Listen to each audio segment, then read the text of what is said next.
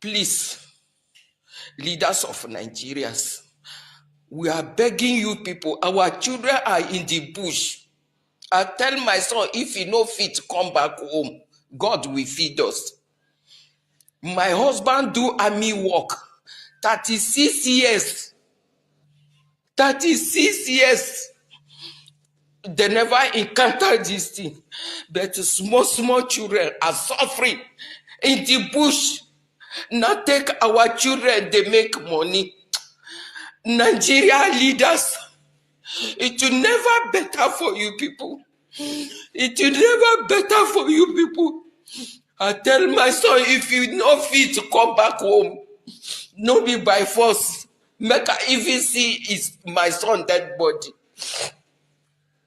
Nigeria leaders, Nigeria government, please do something about our children that are in the bush. Please, I'm an old soldier wife.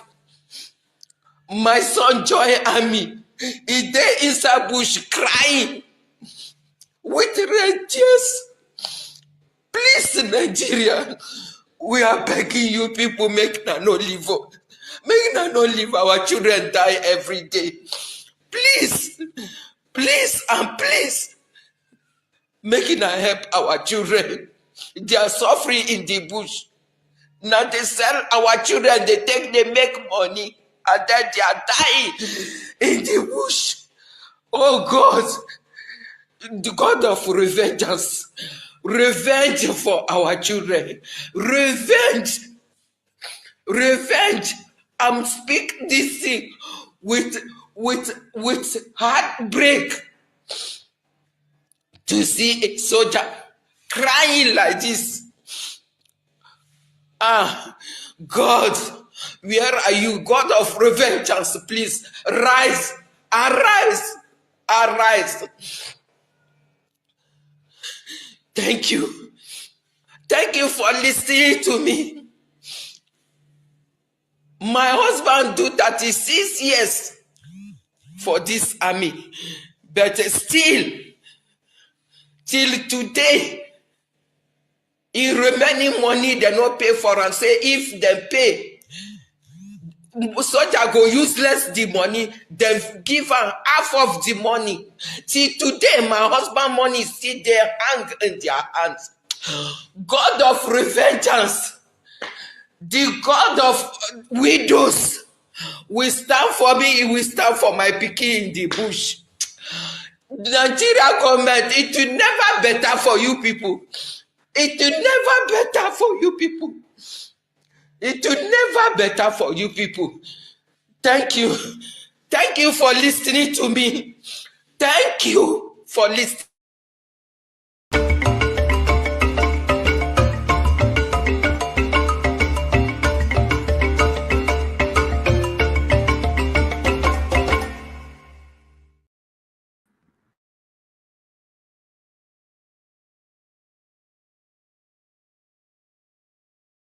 Thank you so much for joining us. My name is Rudolph Okonkwo. Welcome to another episode of 90 Minutes Africa. Happy Mother's Day if you are a mother and you are in Nigeria and some parts of Africa and the United Kingdom where they're celebrating Mother's Day today. In this episode of 90 Minutes Africa, we have a special guest joining us. Her name is Adesewa Josh. Most of you know her from Channels TV, where she was an anchor for some years, about 3 years. And later on, she came to America and studied at Columbia University. From there, she went to TRT World in Turkey, where she was a creator and producer and also the presenter of Africa Matters for 3 years. She has a new project now called the Grannies Podcast. So she will be joining us to talk about capturing the stories of grandparents and fostering generational understanding. Very important conversation we are going to have. And let me give you a snippet of what the new project looks like. in your life when you don't have time to be lonely. This is important. You're so busy. I was so busy. I had 2 growing children. I had a major full-time job that I worked twice as hard as everybody else because being a woman in the 60s and 70s at Yale University, you couldn't just be good, you had to be great. And I worked every minute, and I thought of myself as having wall-to-wall obligations. It was a rug, wall-to-wall rug. There was not a minute where I wasn't needed for something.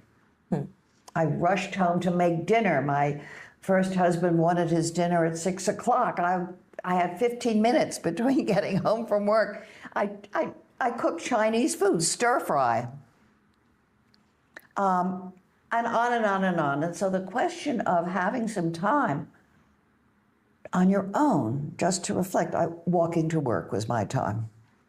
So there's a balance between having time to be with yourself and to think and being lonely. And for me, being busy all the time was also a burden. All right. So the Grannies now being seen from today is going to be shown on US cable channel here in Manhattan. And it has a potential of reaching about 20 million people in America. So please join me as we welcome to the show, Adesewa Josh. Welcome to the show. Hi, everyone. Thanks for you? having me here. Thank you. Wow. I was listening to the introduction. I was like, have I lived that long? Have you not? You've accomplished a lot, welcome. When you're running a marathon, you don't have time to look back. So yeah, that's the way it is. Welcome to the show. The last time we had you here was long ago, more than 4 years ago. Then you was it 3? Yeah, I was in Istanbul. Yeah. I So remember that was a good one. It's been 4. Are you sure it's not 1 year? Three. I think it's about 4. I have a video of that. I will play that later on. So have I started my projects in TRT then? I can't remember. Yes. You had this book you wrote that you came yeah. Oh my God. Yeah. Well, when you're just a doer, you just keep doing, I love to create. You just keep creating and I mute myself. I mute the noise around me and I just do. And it takes people to tap me in, or things happen and you're forced to look back just a little bit to see, okay, look, we've covered quite a bit. You breathe and then you keep going again. So yeah. All right, let's start. We normally start the show by talking about issues around the world in Africa, and then we bring it home to Nigeria. So let me start with the war in Iran. I'm sure you've been following. Oh yeah. For most of us, Nigerians are invested in it, either because they think that they have religious affiliation with one group or the other, but for some reason we are invested in what's going on there. How are you looking at what's happening? The world is a global village in every sense of it, and this war proves it. Because when it started, a couple of people were saying, oh well, it's far away, it's all the way down there, it's not going to touch us. It turns out, even when the war in Ukraine started about 4 years ago, we were buying grain at a higher price. A lot of people didn't know the bulk of the grain they were eating was coming from Ukraine. Suddenly when world events like war, especially war happens and it disrupts global supply, that's when you realize who is your most important neighbor. That has nothing to do with living just right next door to you. So that's what the war has proved to everybody, that we are so interconnected in a way that you couldn't possibly imagine. I mean, I was reading the other day that Iran is if not the second, but the first, please fact check me, highest producer of helium. And helium is needed in chips. And all of a sudden, chip manufacturers are panicking now because all of a sudden, Iran is not just a country where Ayatollah Khamenei was trying to get people to not do whatever, but getting fashion police, I hope that's what they call them, to get people off the street or suppress people. That country was much more important than the poster stories you get to see, especially in Western media. So suddenly you start to learn more about a country and how it is important to you and important to your pocket. So it's a global event, and I think that um, when I look at how every other world event disrupt the world, disrupts our daily activities, and yet a war like Sudan, a war like in Sudan, the DRC conflict, and a couple other conflicts in Africa just appears to not be anybody's problem. It's because we haven't strategically positioned some of the things we have into how the world economy and how the international community works, such that if Nigeria is ailing, I think that the rest of the world should be sick along with it, because you have oil, because you have all these natural resources. That is what somewhere like Iran has shown us. But I look at how, the DRC, you need the natural resources in DRC. The rest of the world depends on it, but they've been killing each other for so long but somehow manufacturing is going. Nobody's saying, oh, we are disrupted, or you see how we're not strategically putting what we have in and putting the right checks and balances in place, so that if we are not feeling well, the rest of the world should stand still and make sure we get better before they can get better too. We'll talk about that later. That's strategically positioning as African government, as African people. So, in terms of what's going on there, we had people, foreigners who were living in the Middle East. They are living now. There were Nigerians who were stuck there. Nigeria is trying to get them out. What is it that people like us who have not lived in that place do not understand about the people of the Middle East? Look, again, fact check me. There's a part of the scripture that says if you're going to look for, if anything is going to happen and affect the rest of the world, look to the east. I don't know if you've heard about it. I'm not good at that. Okay, I'll tell you, look to the east. Yeah. Some of the most thousands of years of civilization starts from there. It's just, I don't understand. It's just that those people don't shout about what they have. I was listening somewhere about how the rest of the world, or whoever is engaging in this war, allegedly thinks that Iran will just go out like that. You're talking about thousands and thousands of civilizations, country that has existed way before some of these other countries. Iran, apparently, the people who discovered mathematics, algebra, algorithm, it came from there. When it comes to steel, iron, all of that came from the mines. That was the whole Babylon. As far dated way beyond the biblical days. People like that don't get to where they are by mere chance. This was like, they have structure. And wanting to make them cower to whatever your idea of a new world order is. If they're tolerating your ideas, it's okay, I think, in my opinion. But making them throw away the things that they've done, and they've done for centuries, all in the name of the ideas that you came up with. First is utter disrespect. It's not that their politics hasn't been influenced by the West. It has been. They have been overthrown and infiltrated, and the Shah was murdered, deposed. They have their own history of how the rest of the world has influenced them. So they're not inert. I think, they're kind of open, but they are struggling to keep what seem to remain of their identity.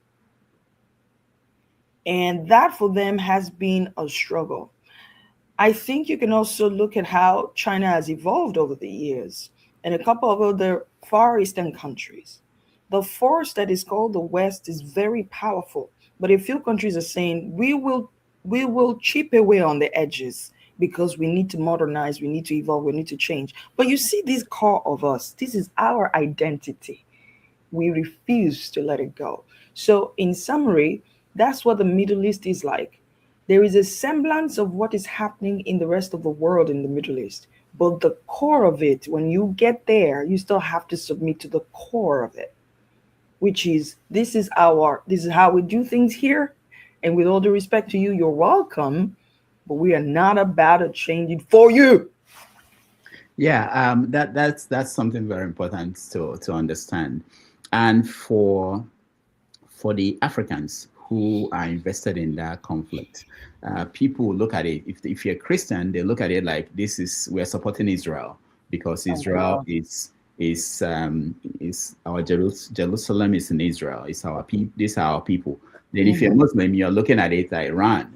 They are our people. They are Muslims. What are we not getting? I'm still not worried about what we as Africans, who because of all these foreign religions that came to Africa, what we are not getting in our alliance with either side of this fight. Okay, so here's how I'll break it down. I'll break it down in two ways. The first one is that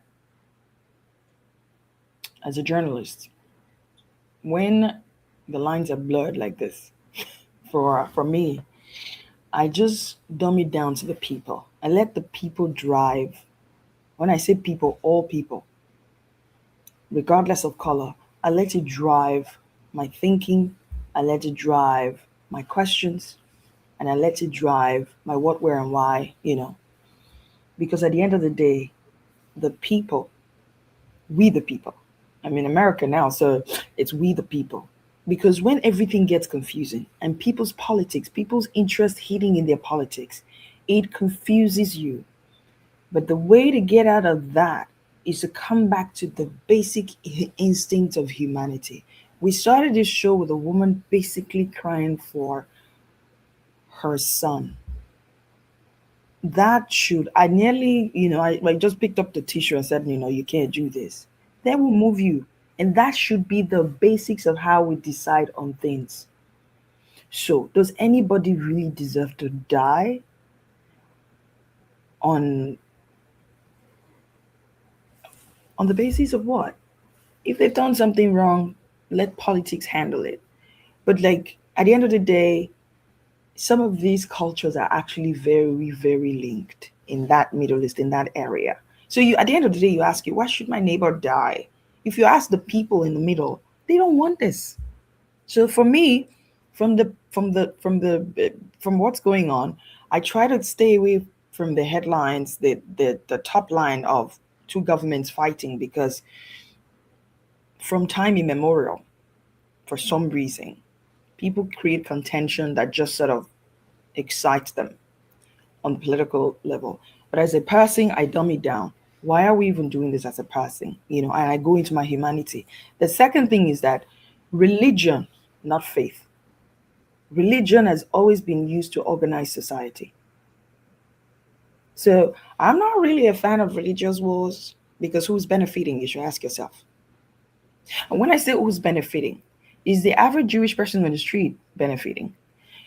Is the average Iranian person benefiting? At the end of the day, they're like grass in between two elephants. My current project, the Grannies, sorry to jump in, I do with a Jewish woman. So when I'm speaking to Jewish people whose generation went through concentration camp and they look at what's going on, they're absolutely against it. Absolutely. So please, just know at the back of your mind, the religion is always, from time immemorial, used to organize society.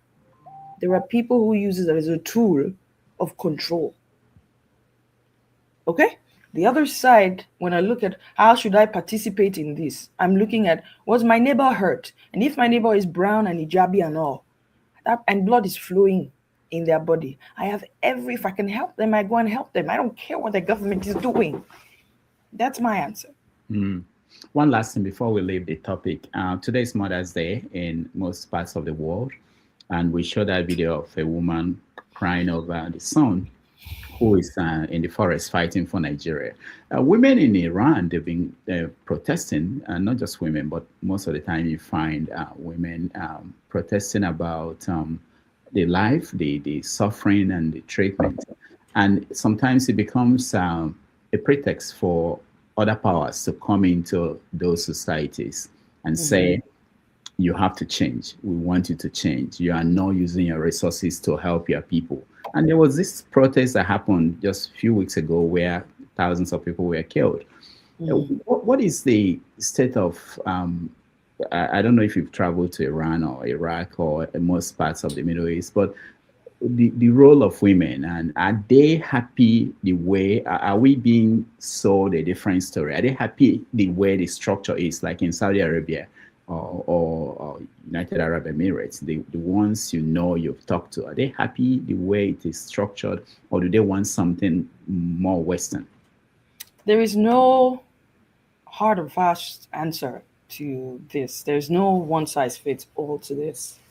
Some of the projects, the reporting I reported on the war in Syria from the border.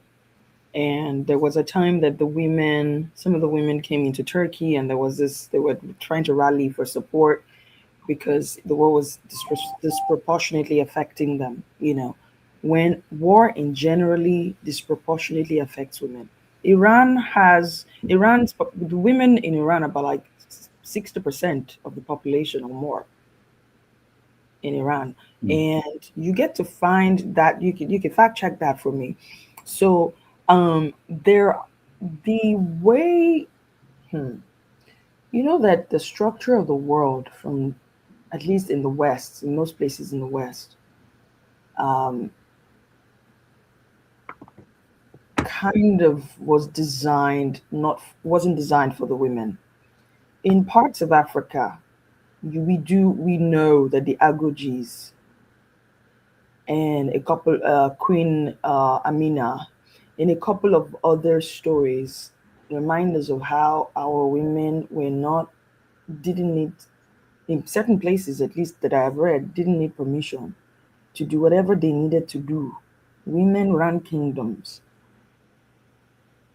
The idea of patriarchy in Africa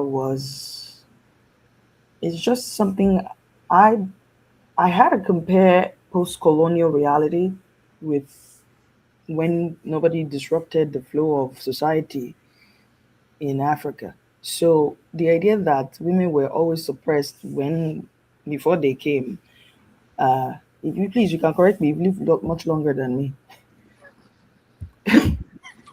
That doesn't count. That doesn't mean I know. My brain. That doesn't mean I know. This whole freedom for women and things, that primary story wasn't for us.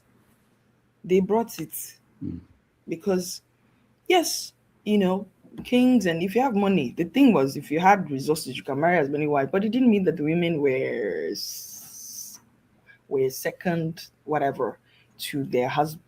Not the books I've read that our people wrote. Do you understand? The whole trajectory kind of changed when, during colonialism, they needed men for war. They sent men to war, and then women needed to make more babies, especially men, so that they too can go to war. It was all an economic construct. Please, you can fact check me. Go and read it. And things that are changed. But back to your point in the Middle East and how things are structured, and if people want it out, I think we make a mistake that we remain the same throughout our lifespan. You can like A when you started out. As a human, you have every right to say, I have evolved, I want something else. Okay? And what democracy really is a game of numbers. If many of us want a certain thing, in the end, the force of many will overcome the minority. That's how typically it is supposed to work. So in Saudi, one time I was doing a project also in Istanbul, and I wanted to, it was about women and all of that. And I wanted to see, when the changes started on the new crown prince, I wanted to know what the women were thinking. And it was a matter of it used to be okay, but now we want things for ourselves. And the pressure became so much that the kingdom realized we need to start making concessions. Otherwise, we will need force to keep our subjects in place. And for how long? Every kingdom knows that we will not survive without the influence, without acquiescence to their own. But not like you're doing it every day, but like you be giving it small, small. At the end of the day, the power is absolutely in the people relative to the number. So if the people who like to have the hijab and do there's still more than the people who like the freedom. Makachukunde, what are you going to do? With time, give it time. And the good thing is that it's a global world. You go to the place where you can enjoy it better. And then you come back till your place till there is more of you in there. That's the way I want to answer that question. Okay. I just checked, and the population of women in Iran, they are about 49. Okay, so the women are not as much. Okay, yeah, great. Yeah. All right. So let's get down to Africa. I was just looking at the news, and I saw that Bobby Wine, the opposition leader in Uganda, has left the country after 2 months of living in hiding. He wasn't even allowed to vote for himself, I think, during the election. So he left the country. I know you interviewed Museveni. He's one of the long-lasting African leaders. He's been there since '86. When you look at Africa today, you can look at the guy in Cameroon. Everywhere, there are many dictators across Africa. When you look at them, and you look at what's happening in America with Donald Trump and the way the world has shifted back to strong men, powerful people running countries. What do you think? How do you think Africa is going to evolve, considering what is changing around the world? Let's start with Museveni.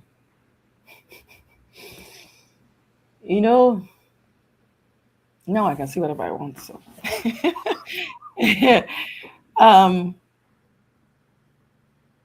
it's just that absolute power corrupts absolutely. Absolute power corrupts absolutely. The guy didn't start out like that, and I'm not trying to make a case for him.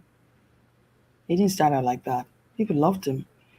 Idi Amin was a great man, but after a while too, absolute power was corrupting absolutely. So somebody needed to put him in his place, and then he got there too, and he's running and running. You should go and check out my interview. In fact, I did a quick recap during the election, and Oga, why are you running? He said to me, I'm running because I have unfinished business. When is he going to finish? In your grave? Like, Oga, shift. And that, if I'm being honest, I don't think Africa should have leaped on democracy as soon as we got Independence. We don't need it. What would have worked? Strong men. One Awolowo. All those three brothers, let them do it for a while. You guys can come for me, and I will explain myself very well. Come for me. Because let me tell you, democracy, and I love the Obamas to bits. If they ever see this clip, they'll say, and I'll explain to them. Institutions make democracy strong. Colonialism destroyed anything that we had and put together strings of pseudo institutions that could not have sustained us unless we wanted to live under the terms that we were trying to get out from. So the first set of things was one person to help us rebuild, all of us. But the person was representative of all the interests. So in a way, it's democracy, but one person. Let them do 4 years is not enough to do anything. So wait, 4 years is not enough. Okay, go ahead. At the beginning, I'm talking about from the beginning. Okay. So like the first couple of years, look at what happened in Singapore. We got democracy at the same time. Did Lee Kuan Yew leave? The difference was just that. Look and read that book from third world to first world. You may not like what Paul Kagame is doing now, but if the principle of I pull it forward, I pull it backward, because that's basically what democracy sometimes is. It does too much talking all the time. Before you know, time don't go. We don't know the front, we don't know the back, and one person with a clear head, let them lead us out of these build institutions, good schools. Let us be prosperous. Then open it up. Elections. But the confusion started as soon as the person who was taking our resources left, and everybody was already hungry. The moment they left, everybody jumped. It's my own. It's my own. It's my own. It's my own. We fought, and we are still fighting. And please don't tell me that we are multi-tribal. We're too much. We can't do it. Gosh, how many tribes are in Singapore? So I feel that the first decade, we should have steered clear it. It would have been hard though, because there was so much distrust. They had planted their own, what do you call them? People. So if you wanted to move forward, there were interests attached to the Brits. That once that anti-British thing you're trying to do happens, somebody will kill it. We could have seen that even if we closed our eyes, but for some reason we didn't. So anyway, back to it. Museveni said he was running and he had unfinished business. And I believed him. After 40 years. Yeah, I believed him. Unfortunately, why one strong man thing seemed to be very problematic is that when it gets to a time, you keep running. What you haven't done, you have not developed possible people who can take over from you. So the danger of strong men is that once they leave, it collapses. I don't know what's going to happen to Rwanda, because a similar thing is going on there now. While I like, because Rwanda should have been a failed state. Go and ask them in Bosnia. Okay? Go and ask them in Bosnia. But Rwanda is not a failed state. Rwanda is one of the most prospering economies in Africa. It takes visionary leadership and closing ears to dissent. And what I'm not supporting the other things that he's doing. I'm saying that there are trade-offs. However, I was there for their convention about 3-4 years ago, and I looked at it. It felt like a Chinese party, red party.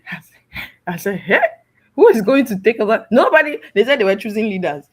Nobody stood up to stand against. They born you where you go feed one. No, it was the sole candidate, and they put some cherries. So it'd be like mango and blueberry, 3 blueberries at the end of the day, the mango.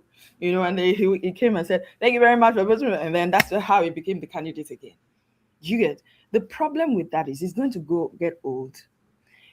There will be need to raise other leaders. If you haven't given the people chance and the opportunity to build muscles, okay, or challenge you or learn from you, when you leave, you are most likely going to pass it on to your son. And that's when it becomes what? Hereditary. That is the danger of that.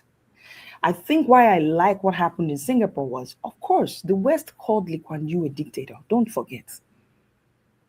The only things that I like is sincerity and whatever. The things that Lee Kuan Yew did, honestly, were, looking back, you say they were evil, because he was engineering even how the IQ of his people. He was making people with very, very high IQ, Hey, my H syndrome is coming in. To marry each other so that it could produce a certain kind of people, and then send them abroad to go and learn and then bring them back. He engineered that society. And when it was time, before I quickly go off this track, so the tribal issues that we were having, they had it too. People were burning places down, they were doing all those rubbish. They were trying to figure out how to resolve it. You know what he did? Then he called the leaders of all the people who were protesting. They heard them. They had that. They did all the surface democracy thing. Then he gave an incentive. All the places they were burning, he made them own pieces of those places. You won't go burn the place where you put small money. No, that was how the riot stopped. The people who were, it stopped. Because when you own a piece of your country, you are invested in it. I didn't dash them. They paid small money, but they owned a piece of the land. So if Boko Haram should own parts of the north, possibly stop. Yeah, you have to be invested. It is human nature. If you are invested, it's probably too late now, because I don't think the money Boko Haram is making from, hey, it's not my mouth that will say it, but you see what I mean. When you own a piece of something, you don't, the urge to want to destroy it, for some reason, it dulls down a little bit more. And this was in the 60s that he did that. If he encountered it now, I think he would have approached it differently, but the principle is the same. Okay, so just to let you know that I have differing ideas on how we could have grown, but I don't like to look behind. I like to look forward. There are ways to do it. Bobby Wine left. I think what Museveni told me about Bobby Wine was when they were fighting. Where was it? That when we were fighting the things that we disagreed with, we did not go abroad to complain, and we stayed here. We were in the bush. So if he thinks that what I'm doing is bad, let him. Why is he running? That man, you can imagine how hard I didn't laugh. Were you controlled when you went to interview him? Were there restrictions? Oh yeah, his boys tried to shop. In fact, I think it was a miracle that they didn't throw me out, because obviously they tried to tell you to submit your questions. You better, otherwise you're not coming to State House. So I don't know if I talk about my trick here. But of course, naturally, you give them the idea of what you are. They do too here in America. All those questions you want to ask the president, you will submit your question, but the trick is always in the follow-up.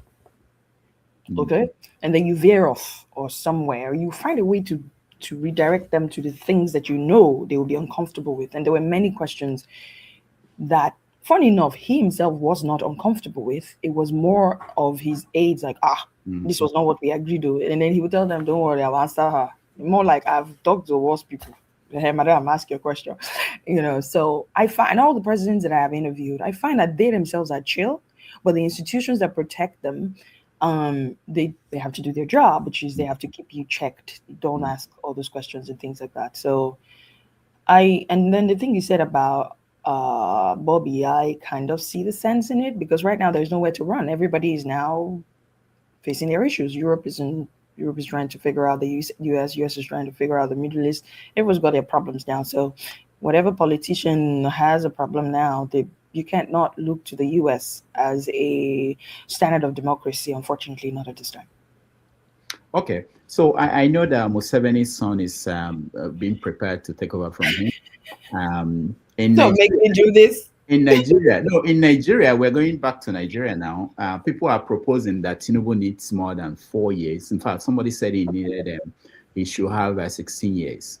That it would take about 16 years for him to fix Nigeria. That if he should leave after 8 years, he's yet to get the second term. But people are already proposing that if he should leave after 8 years, everything will go back to where it was. So that he needed more time to fix that. And then, of course, his son, Shay, people are saying that he's been groomed. His son?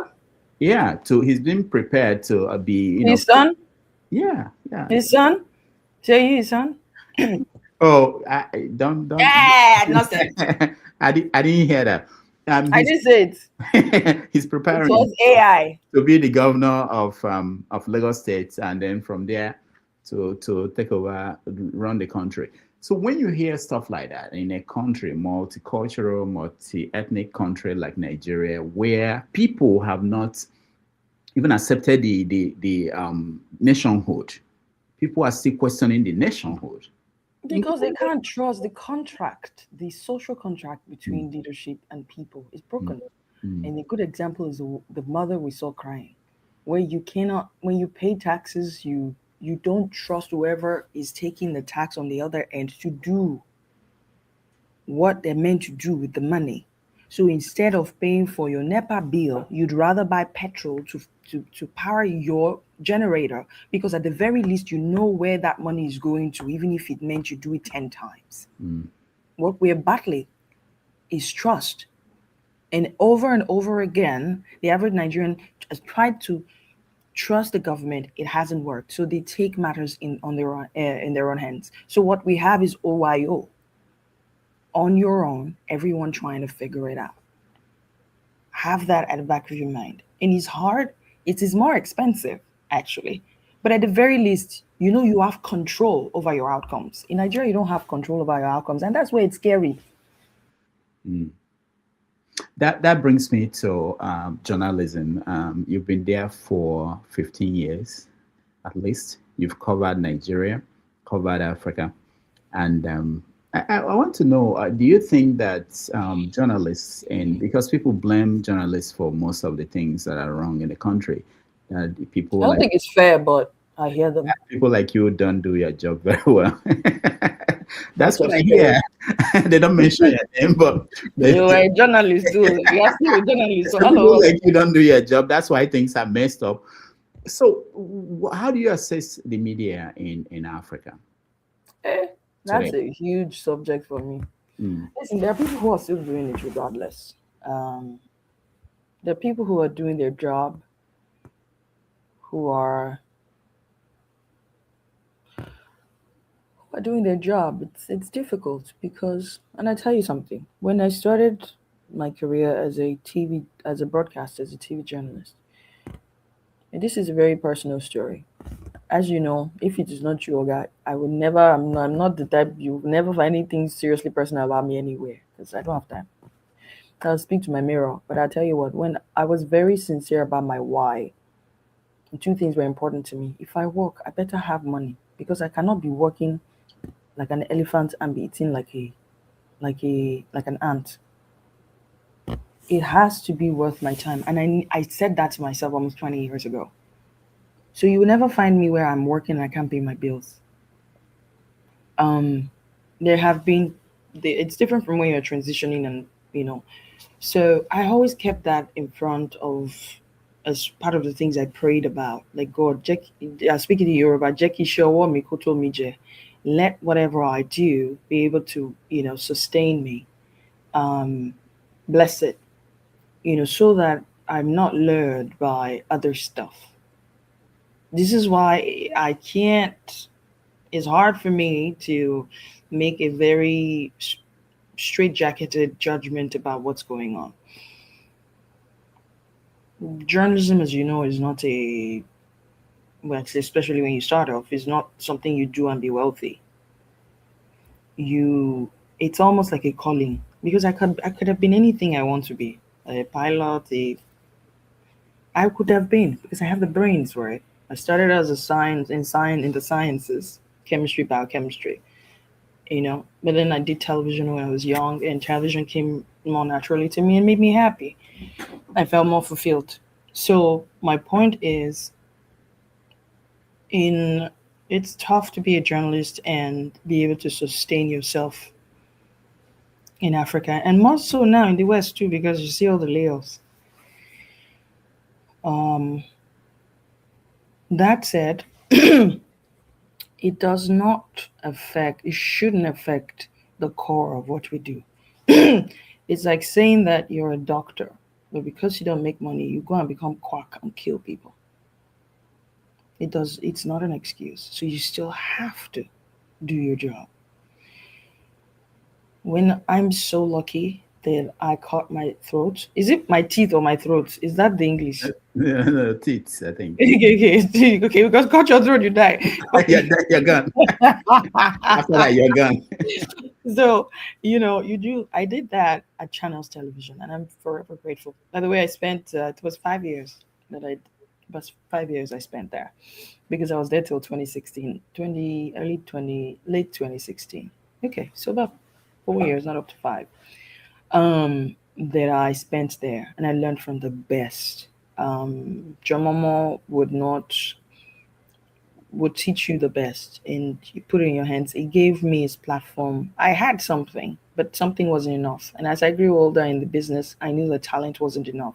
You needed sponsors. You needed people who would believe in you and take a chance. Sometimes you need to do it over and over again to find your feet. And that's what I had. And I had it with the best station in the country. So I learned all those things. I trained with the old guard, where you are invisible, you're not the story. The story is the people.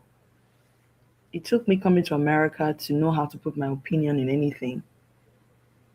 And I'm grateful for the two extremes, because now I can base my opinion on facts that are irrefutable. You will go and check it, and when I'm second guessing myself, I'll say things like, fact check me. Do you say? Because I am unashamed. I mean, even AI makes mistakes, but I will be able to say, I think it is this, but please have a look. But that tells you I've read it, but maybe I haven't compared the numbers with other people. This is what the fundamentals of good journalism, being fearless to ask the right questions. I was privileged to go back home and spend about a year after about 10 years of not being there, of practicing there. And I was discombobulated by come for me. At this stage, I don't, I have nothing to lose. It's the truth. At the shallowness,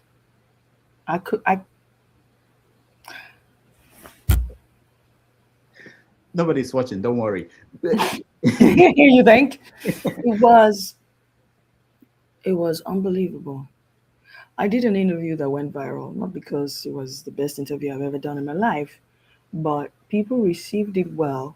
It went viral, not just here. I mean, the UK, it was an interview with a former first lady. And I think what people resonated with was the questions they would love to ask, the way they would love to ask it was what I was asking, which is basic.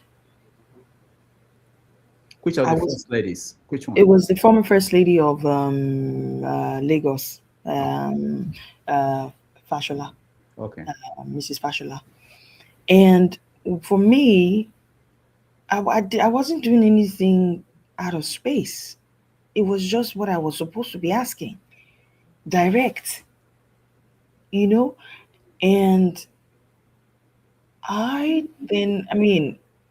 let's barring all the other, presidents that I've interviewed, and I've had to ask straight questions. And you could see when I interviewed the president of the Gambia, it was his first term in office, and then he had insinuated that he was going to spend two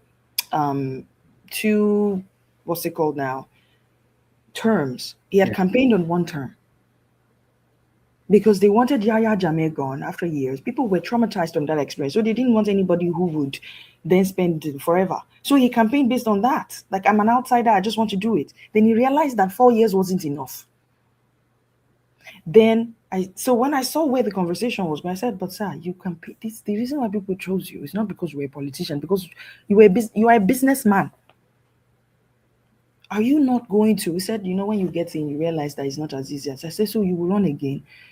Then he kept quiet. When we finished, he told me, I think my lawyers are going to be contacted. I said, for what? I did not put spoon in your mouth to say anything. You said it. More or less like, nigga, you're going to cut that part out. I'm like, nigga, I ain't going to do that shit. No such thing. So, and a couple of years after, that particular part of the conversation was cut by the opposition to run against him. Sometimes this is how effective when we do our jobs well.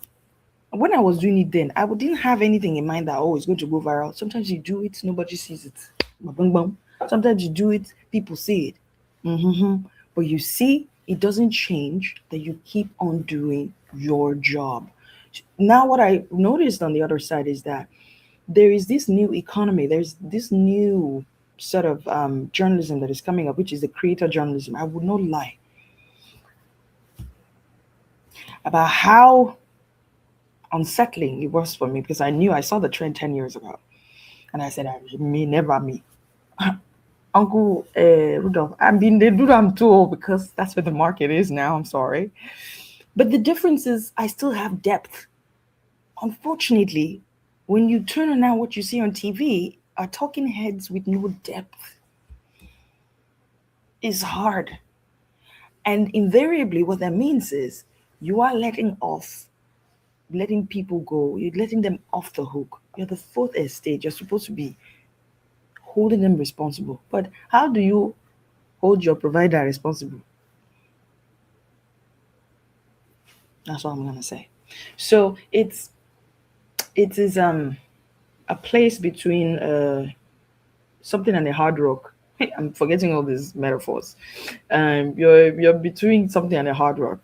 I can't remember, but not hard rock in Manhattan, but hard rock. As we were talking about this, I was thinking about this interview with Daniel Buala. I don't know if you saw that with Hassan. What do you make of that? Because people use that to now judge journalists in Nigeria, in Africa, that they are not doing that kind of journalism. What is wrong with that? What is right with that? And when you look at the Nigerian space, who is doing what you think is the Sorry, right? I'm distracting myself because Mother Oga. I could show you pictures where people will now put someone like what's the guy in a channel, Shegun and Rufai, Shegun and Rufai, and say who is doing it right. In your own assessment, what is the right way? I mean, I met Rufai a long time ago. I have a lot of respect for him. Shegun and I work together. I know he's doing his best. Bros, why are you trying to make me unfriend my friends? No, you don't have to. No, you don't have to. But this is the question they ask everybody. Yeah, I mean, I will put it in a context for you because context helps us understand this. Mm-hmm. You know that Mehdi Hassan used to work, is it at Al Jazeera or NBC? Al Jazeera and MSNBC. Which one did they fire him from? I think all of them. I don't know. I don't know. The reason why Al Jazeera, yeah.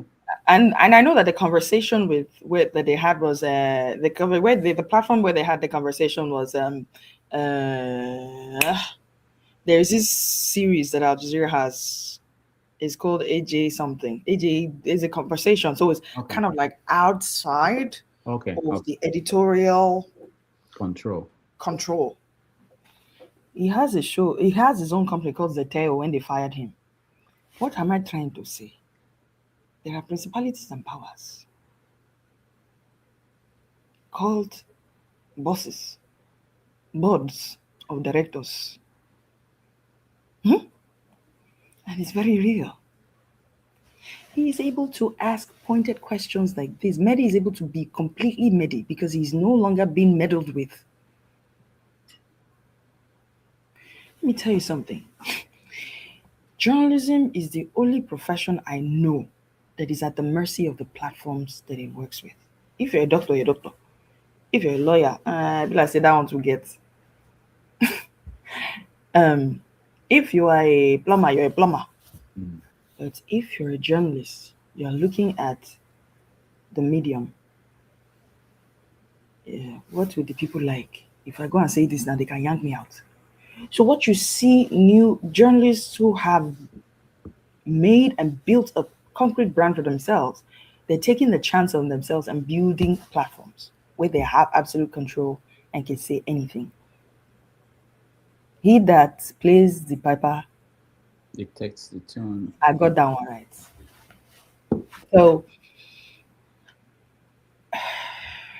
So yeah, I think that answers my question. Your question, right? I think so. So also the other thing you didn't mention is that everybody can be a journalist. That's the perception out there. People tell. Yeah.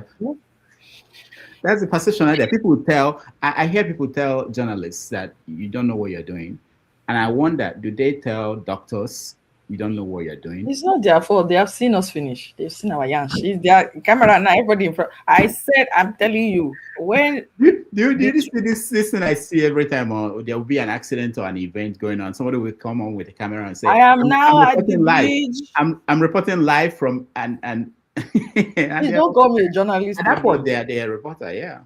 It's you know what? But let me tell you, I think this is what is still keeping me going.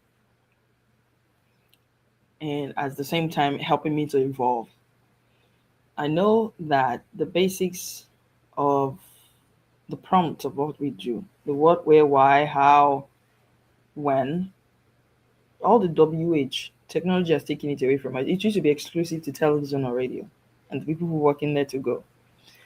Having a camera has disrupted the what happened. You can know what happened in a second from Twitter. At least you get an idea. You won't have to wait for news at 6 or news at 10. Okay? The when, now. International media used to, they would, once the story breaks, they'll send someone to fly 5 hours, 10 hours to get there. See, as you're entering the plane like this, all the WH questions have been solved. No need. So they don't say, you see that they are now hiring locals to tell stories. I think it's from benevolence.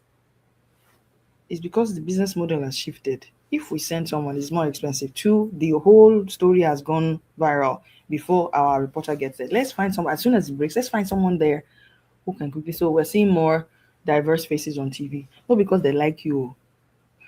And they tell you now. I talk about that one for broken so that person no go come find me tomorrow. No person they like you, or they tell you now. Business model. You guys to get with the program. No, that's number one. And then I realized that what now sets me apart is the why. Not everybody can explain the why. Also, it's annoying because that's why everybody is doing explainer on this thing, because they figured out the only thing that is left for us is contextualizing the story, the historical. But ChatGPT now is spoiling it all. They're giving everybody. But at least, as a human, then you put a face on it to try to help people understand. The why is still what I'm holding on to. Because as you can tell, I'm a great storyteller. And I can contextualize things for you based on experience, based on research. And that's what I'm holding on to. Whether that will exist in the next 10 years, I don't know. We will talk about your projects in a moment, but before then, let me show you something that happened in Owerri yesterday during an event organized by the City Boy movement. City Boys movement is something that was set up by people supporting President Bola Ahmed Tinubu for re-election.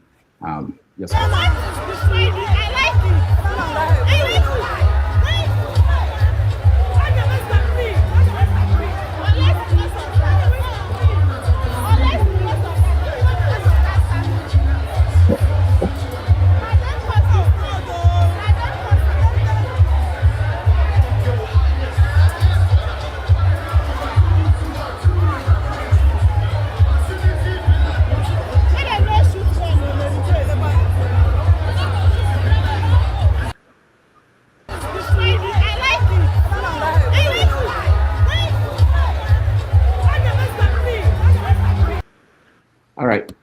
So there is this movement behind the party in power. We call it City Boys. They are trying to get people, lobby people, give them palliatives so that they will support the government in power. And part of what's going on is that a lot of people are concerned about the kind of democracy we have in Nigeria today. Because if you look at what is going on, let me show you this. It appears as if opposition parties are no longer, there's an effort to wipe them out. Look at this. What is going on in our Bakassi? Scatter everywhere. Huh? We don't need any party here apart from APC in Bakassi. We don't want anybody. Come on, scatter everywhere. Scatter everywhere. Go punish you now there. Now the grace for this local government. For Bakassi here. We don't want that.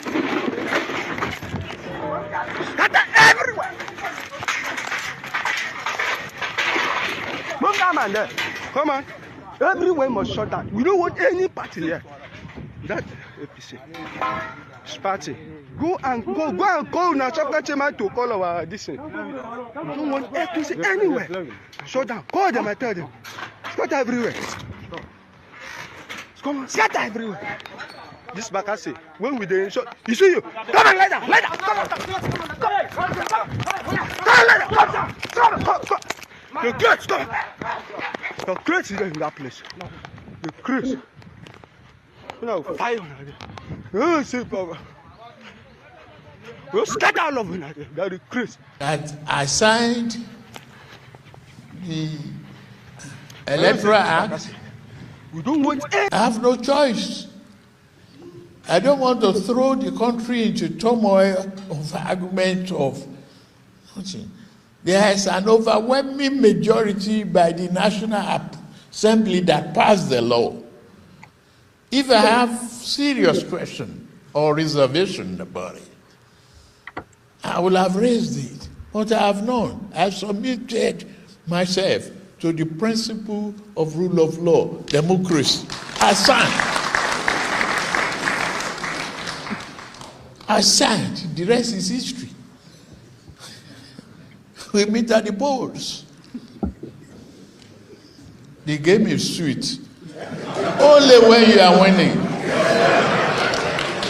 Oh, it's all right. We must accommodate one another. We must help one another. We must strengthen the platform. But democracy, is it? Yes. There must be peace, stability, and commitment to rule of law. All right. Welcome, everybody. Welcome back. We are having a conversation with Adesewa Josh. So, democracy in Nigeria, how is it working? What's your assessment? I'm not understanding. Somebody said, I don't understand it. Democracy. Somebody said, you should consider stand-up comedy. I think I should, because I'm not understanding. I think the more you look, the less you see. How do you assess Tinubu, how he's been running the country?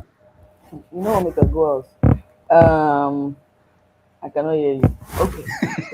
Okay. Look, listen. I will say a few things. I think he demonstrated fearlessness. Whether that, and I'll explain, whether that was a political card move, it was a fierce one, it was a very dangerous one, but he did it anyway. And people can say, oh no, he wasn't the one who removed fuel subsidy. The reforms that he initiated in his first term, politicians everywhere do that in their second term when there is nothing else to lose. Unless there is something he knows that we don't know, those moves are always kept for second term. You sure for this guy so he go start them first term. Look at the precedents. No, there's no precedent. Nobody thought Obasanjo, no triumph. This that he's doing now, we were supposed to have done it since. Who didn't know we're supposed to remove subsidy? Look at that was what Jonathan sacrificed his political career, and even I think his entire career over subsidy removal. There are people. Remember, I carried placard though. Oh, you were? With Adeboye? I carried placard to Ojota. I pasted one on my forehead, one on my ass. I'm not joking. I was a notorious human being. Because I didn't know any better. Like they should not remove it. I was there. So the question is this, the people who protested that it should not be removed mentioned what will happen that time. Yes. That economy will be, the people will fall into poverty, there will be hardship. They mentioned that. They entered now and removed the subsidy. They haven't done anything to deal with the consequences, which they were aware of. Because in Nigeria, we're not great planners. I mean, when you look at what's happening in the West too, it's hard because of the greed and all of that. The people who are supposed to remove their hands from a few resources that is supposed to just, okay, for a few years, you people will not be earning the billions that used to earn from backdoor. We'll just give it to nobody wants to hear that. So it's a case of who will make the sacrifice. Then they will come back to the people. In New York City, what Mamdani is trying to do is possible because he knows the money exists. But who will make the sacrifice? It's always who is going to pay. Then they come back to the people who have already paid and bled to death. because they have the numbers, but they will suffer more. It's usually because they have the numbers. They have the money, we have the numbers. So by the time they do it over a certain period of time, that money that we need, they will get it from us. But at what cost? So it is possible. It is always who is going to what you have been enjoying. All of a sudden, if you have been driving a Range Rover before, you might have to drive Keke Marwa for so that other people. Who wants to do that? I wouldn't mind. Because I find winning alone very lonely. But that's a story for another day. These people win, but the only way they try to not stay lonely is with their side chicks and girlfriends. Hey, you have to cut this part out. Yeah, we will. You have to cut this part. Don't worry. But my point is, he took, I think, his first pledge of sincerity towards wanting real reforms is that he started from the get-go. For me, and you ask any economist, please don't ask the economists, the ones that ask. I ran into an economist when I was flying from, can't remember where I was flying from, in Lagos, and then I was at the Lagos airport. It was still like a couple months into it, and then into Tinubu's term, and then we started seeing changes of sort at the airport. The airport was cleaner, it was working. It wasn't perfect, but it was working. And so we got into this conversation, and he said he's an economist, a political economist. I think he teaches abroad. And he said, listen, he's an Igbo. The man was Igbo. And he said to me, it's not like I like the guy personally, but what he's doing now is what was meant to have been done since. And the fact that he's doing it in his first term, he knows that this is suicide. That so to any elite that don't read books or be waiting support, book must balance. Our Nigeria's book is not balanced. You can't do business with an unbalanced book. This Igbo man was telling me.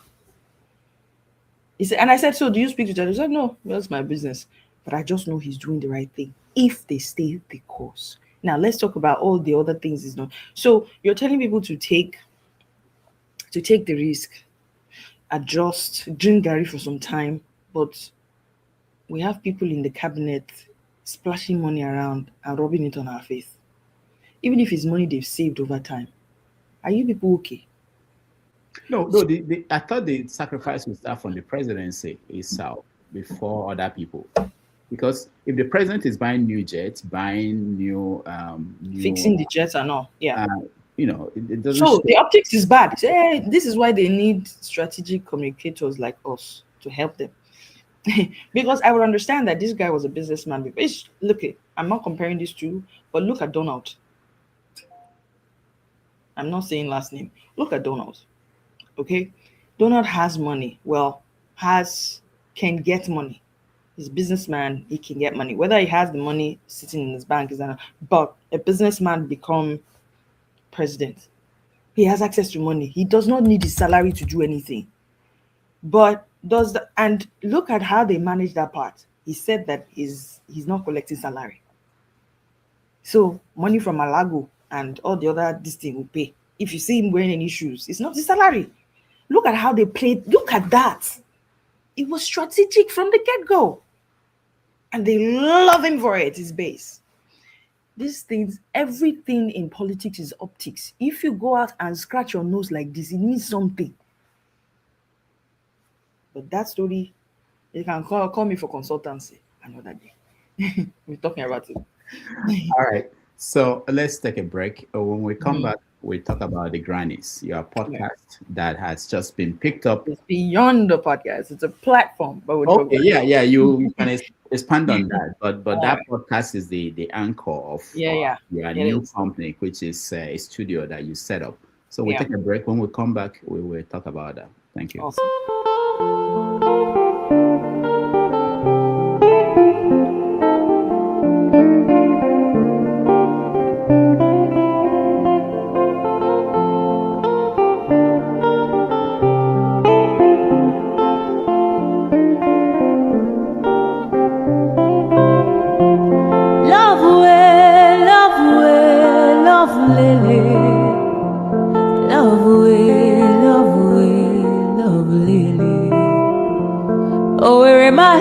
Alowerele efuemo.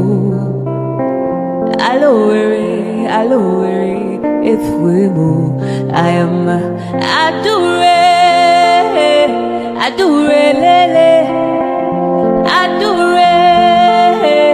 Adurelele. Idu kwa samaka onyoma odika powder. Idu kwa samuku onyoma odika fomu.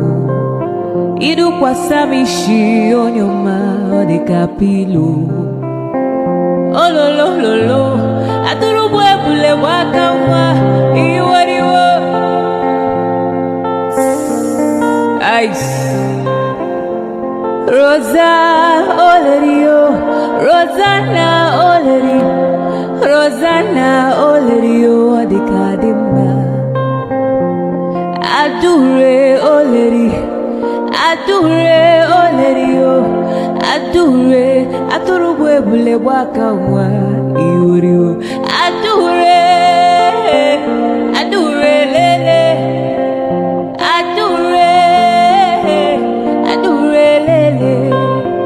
Idu kwa samaka onyoma odika powder. Idu kwa samuku onyoma odika fomu. Idu kwa samishi onyoma odika pilo. Ololololo aturubu epule waka wa iwariwo.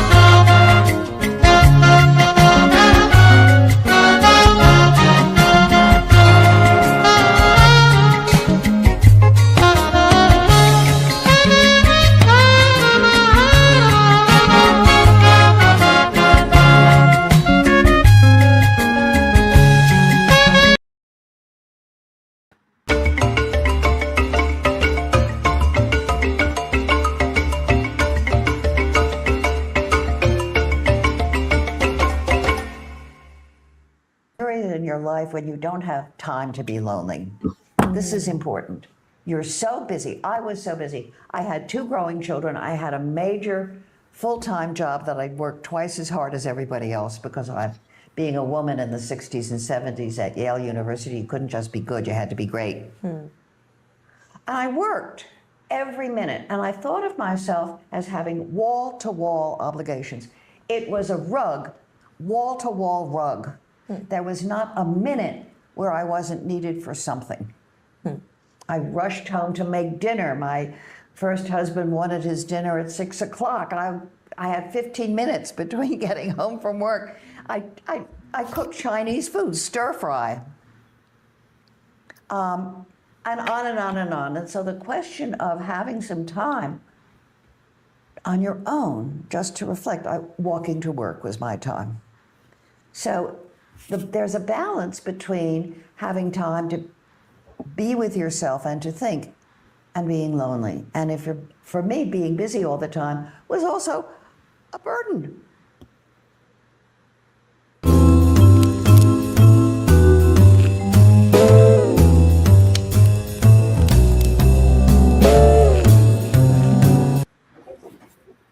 All right, welcome back, everybody. We are having an interesting conversation with Adesewa Josh, who has been back in New York, where she did her master's at Columbia, and she started a new venture. She's the founder of SSM Studios, where they've created a program called the Grannies, a podcast. This is the introduction to the Grannies.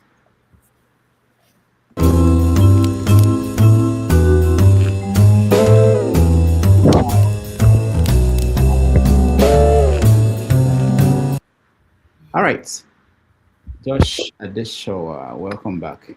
And thank you, everybody thank you very much. Who is watching us. At this point, you can like the broadcast, you can share, and we will give you the chance to come in and ask questions as we go along. But let me start with this new project. How did you come about this? And Okay, good question, and I'm going to try and make it short. This is a very personal one to me. So first, my company name is called Small Screen Multimedia. It explains itself because the world is moving away from the big screen to the small screen. So we want to be able to create viral-worthy content that is, when you say, oh, this thing went viral, it's usually bad things that go viral. So it's to create content that are meaningful, engaging, and in bite sizes. And of course, all of that is created from our studio. So the First Ladies series is one of the studio's projects, and now the Grannies, which is more suited to the Western market. I mean, the First Ladies is a global concept. The Grannies is also a very global concept because things are shifting across cultures around the world. And the basics for why we created the Grannies is because we saw a gap in the not just the market, but the content market in the West. When I say the West, we're using the American media content space as the prototype, sort of, to guide us. And we saw that this country, the media, is very obsessed with youth. There is hardly representative voice for people who are 65 and above. And it's sad because even the UN, there was a UN report that alluded to that by 2050, around the world, not just in the United States, there will be the people above 65 will be more than any other person. So in America, you can fact check that for me, but I know for sure in America by 2030, there will be the people above the age of 65 will be more than the people below the age of 18, which means the baby boomers are getting older, and they're the ones with the market forces, aka the money. But having said that, when you look at TV, what TV reflects back to you about old people is that they're dying, they need Viagra, or they need, yes. How many Viagra ads have you seen every time you turn your TV? Because they want to continue living. It's at the end of their life. You're living, okay? This generation is living longer. 90s, 96-year-olds you see them at the Center Park working out. So, but the market isn't ready to make that shift yet. But I've started seeing signs, and one of the things that the studio is doing is to get ahead of it and create m- content that will mainstream, that mirrors the aspirations, the lives of these people. And don't forget, we're also going into the robotics age where human connection will be even much more pricey now. Because everything we're doing now, we're interfacing with technology. Real connections are now going to be scarce. So imagine a platform that aggregates a community that is still very connected through stories of what has happened before. So these people are like walking AI, walking chat GPT, except nobody's tapping their brain. And when we were doing our research, we found out that younger people, aka the grandchildren, even the adults, said that they would love to see a show that has older people. I'm sure you've seen The Talk. So they sit around the table and talk about their lives. They would want to watch it because they want to learn what it is like in their life, the things that they've been through, how they can apply that wisdom to themselves. I was actually quite shocked that a lot of young people want to hear that because most people are feeling lost right now. So just to have a very light-hearted 30 to 45 minutes show talking about a woman from their first date, their first cry, to what they think about the war that is going on, but that is relevant to people, that helps people see the perspective of things, was what we wanted. We wanted to chalk that gap, and that's what we're doing with the Grannies. Mm. I know that starting today, I think it's going to Yes, be in a couple of hours, we're then debuting. at 5 p.m. It's Yeah. going to be shown on Manhattan Neighborhood Network. Yes. You know, I used to think it's just for people in New York. Nationally, if you have Spectrum, if you have cable, so it's cable. It's like having DSTV and not having DSTV. Nigerians, you will understand that one. So if you don't have DSTV, you cannot see certain shows. That's the way it is. But which means, wherever you are in the country, I think, if you're using Spectrum, say Spectrum 34, you find the Grannies there. This is actually very exciting for me because we debuted on Spotify, and Spotify is telling us that this we are niche and it looks like we're doing okay. Apple Podcast sent us a review of the show, and now we have entered ranking. For me, that we're ranked at all is I'm like, so it shows that there is the content itself is unique and there is a need for it. It's just a matter of we got to keep going. Yeah. So, what kind of stories have you? How many episodes do you have, and what kind We of shot our 5th episode on Saturday, and also one of the things that we know as a producer, I understand as the executive producer, I understand that being able to piggyback on some of the things that are happening in society can also help drive conversation. Our last episode was more about grannies in times of war. Most of these grandparents have seen at least one world war. So, what was it like then? And almost 100 years apart. Is it about 100 years? 80 plus? 80? Yeah. Another one is brewing. What are their fears? What was it like? How they went through it? Most of them were young. The people who really saw World War II and fought in it, they're probably all dead. Maybe a few, because I think a few of them got medals. So some of them might be alive, but they would be like 100 plus or so. Those who were adults back then. So it was like we went back through it, and in that conversation, I thought that grannies would be scared, and at least for their grandchildren to be drafted. After all, we've started putting boots. I called it, we've started putting fins in the sea because they sent to 2,500 Marines, right? So we haven't put boat on the ground, but we've put fins in the sea. So people are swimming down the river in Iran now. So it's looking real-ish. What are they thinking? And you can see that a few people are scared that their grandkids are going to be drafted, because some of them already have grown kids that could, be drafted. But then Granny Jane, who is my co-anchor, was optimistic. She said she's scared, but the difference between now and then is that they didn't have television. We didn't have to consume the images the way it was. They waited till 6 p.m. and you have to go to the cinema to see a movie reel. I think in my head, I was thinking maybe she's making a case for all the governments who are blocking our feed from seeing the videos. But she said it reduced their anxiety. However, everybody sat around a radio and listened, and you can imagine what was going on. She said the few that she saw till tomorrow, she cannot enter into a very crowded place. She said she watched the Nazis stomping through a neighborhood, and that was it for her. She could never go into it. So I now said, so you see what we are feeling. She said, just stop watching the news. I said, but it doesn't help anything, you know. So it was that kind of conversation back and forth, the little things she did. She also, in a way, she worked for the war. I said, how did you work for the war? She said, you know, the tobacco, they were rationing things at the time. And remember, America was not this, I think it was after World War II that the Industrial Revolution happened and everything got very successful. So they weren't really, the people who were rich were just a few of them. So they had all these, you know, things that they had to do even as kids, as she was 4 or 6 at the time. And it was an interesting conversation to just peep back into what life was like when a major war was happening. Now we're shifting into another one. And so things like that. We're talking about love, their first keys. It's a relaxed thing, but it helps us, it gives us an insight back into what life was like for our mothers. In that clip that you've been playing, she was talking about what it means to be a mother and to be lonely. We talked about loneliness, which is a pandemic in America. Around the world. So pandemic is a global thing, right?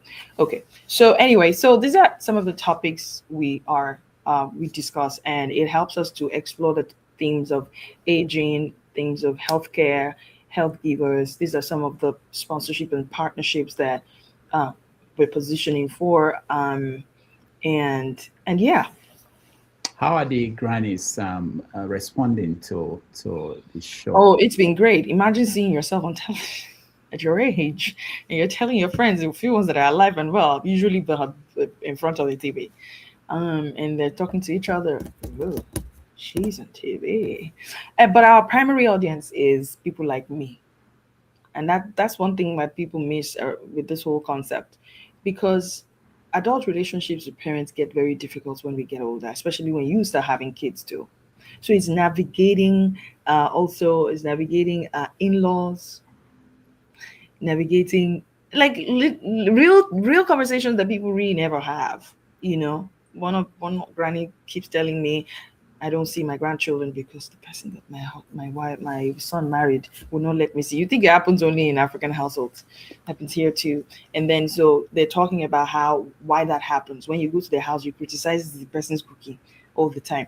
You know, you will never, and you know, Americans, they just never invite you again. It's not like in Africa, by force you still come back. You're not coming to the house again.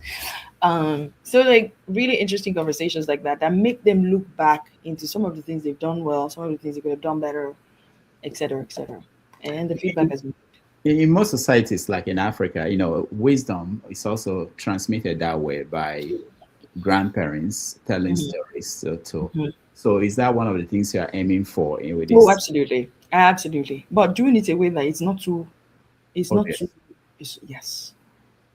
Because once it's too serious like that, we like, I beg, Mogo. That's why the concept of podcast makes sense, because we're not too rigid or polished. You have to understand that the content era that we're in now is people want to see the real you. TV is over polished. That's why people is overproduced and over polished. That's why people are, I beg, these people are too fake for us. Podcast, you are just doing your thing. So I'm so happy we started with a podcast and we're taking whatever we've shot there without over polishing it, over producing it, or dumping it on television. So when we laugh, my mouth is all okay. That's not how a lady laughs, but sorry, you know. So we are, and then sometimes, you know, she says things from the heart. She criticizes and she goes like, should we put that on TV? I said, just leave it, you know. So as the executive producer, I'm looking at the trends of how and why people are shifting away from television into, you know, digital space, you know, and with that, you know, and part of it is because people want to connect with the real you. And we're using that to mirror how we stream the content to the rest of the world. So yeah. So you are currently shooting in New York City. Are you going Yeah. to go beyond New York City? Are you Oh going? yes, it's going to be, it is a global concept, because again, I was talking to one of my team members, and we're looking at how this is also happening in Europe, you know, and people are getting older, and I think it was you I was talking to about how, hey, the when we come to your house, when you visit back in Africa, you visit someone when we were much younger. My parents will give you water, whatever, but they will also give you one more thing. Your Facebook page. Yeah. Album. Give you an album. It's Nobody. always under the Yes, under the center table. center table. Yeah. Those were the things that helped us preserve memory. Now it's all in the cloud. Facebook. One day Facebook will crash. Now we're not go find on a memory again. It will be on Twitter or on Instagram. Or they would have sold it to a third party. You'll be buying it from them for $5. We are Things are changing, and they're changing very fast, and we have to see that. And how we preserve memory and what's it called? How we preserve memory and how we preserve experiences is changing, and much more so now. It is getting done through storytelling, and there are custodians of those places, because they're forcing us to put everything online, and somebody is going to use this was what happened. First, they made the internet, everybody goes there, you put all your life there. Now they curled it up and turned it into AI and ChatGPT. Now you're asking those things to reproduce it, and now we're paying for it. People are becoming gatekeepers. Wouldn't you rather trust somebody like me to become the gatekeeper of a very treasured memory like that of your parents? Do you see what I mean? So it's going to change, and we've introduced diaspora grannies, and very soon we're going to be announcing something called Film Your Granny, and there will be money to be won and all of that. But just go and just film them, have memories of them. One thing I've heard from adult kids say about their regrets when they are sitting by their granny's bed or their mother's or their father's is that no matter how hard the relationship was when the woman was alive and well, they always regret something, that they never talked enough, they didn't have their pictures enough, all of them always do. You know what I mean? And so let's preserve this memory so that the generations that are coming, that the story will not be wiped out forever. We have one assignment, is to preserve at least 3 generations: grandmother, us, and then the grandparents. You don't know anything about 4 people who came before you. You are like 1,000 years old. Like, there are many, many, many, many people. We don't know anything anymore about any of those people. That has got to change, especially in a world that is becoming increasingly automated.